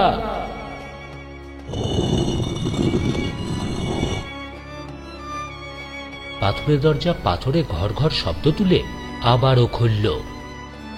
আলীবাবা ভেতরের অবস্থা দেখেই বুঝতে পারল ওই মন্ত্র এখন সে ছাড়া আর কেউ জানে না, কারণ শেষবারের মতো এখনো সেই বিপুল সম্পদ ভেতরে ঝিকমিক করছে। বন্ধুরা, আপনারা শুনছিলেন সূচিপত্রের গল্পে অনির্বাণের সঙ্গে আজকের গল্প আরব্য রজনীর 848তম রজনীর গল্প আলীবাবা 40 চোর অবলম্বনে সূচিপত্রের গল্পের নিবেদন আলীবাবার গুপ্তধন। আবারও বলি, আজকের গল্পটি আপনাদের কেমন লাগলো? আপনাদের মূল্যবান মতামতের অপেক্ষায় রইলাম। গল্প ভালো লাগলে লাইক, সাথে শেয়ার করে দেবেন আপনার প্রিয়জনদের সঙ্গে। যে সকল প্রিয় শ্রোতা বন্ধুরা এখনো পর্যন্ত আমাদের চ্যানেলটি সাবস্ক্রাইব করেননি, প্লিজ সাবস্ক্রাইব করে দিন সূচিপত্রের গল্পকে আরও এরকম নতুন আর রোমাঞ্চকর গল্প শোনার জন্য। ও হ্যাঁ, সঙ্গে পাশের বেল আইকনটি প্রেস করতে যেন ভুল না হয় পরের গল্পের নোটিফিকেশনের জন্য। আবারও ফিরছি কয়েকদিনের মধ্যেই আরও একটা নতুন আর রোমাঞ্চকর গল্পের সঙ্গে। ততদিন সকলে ভালো থাকুন, সকলকে সুস্থ রাখুন।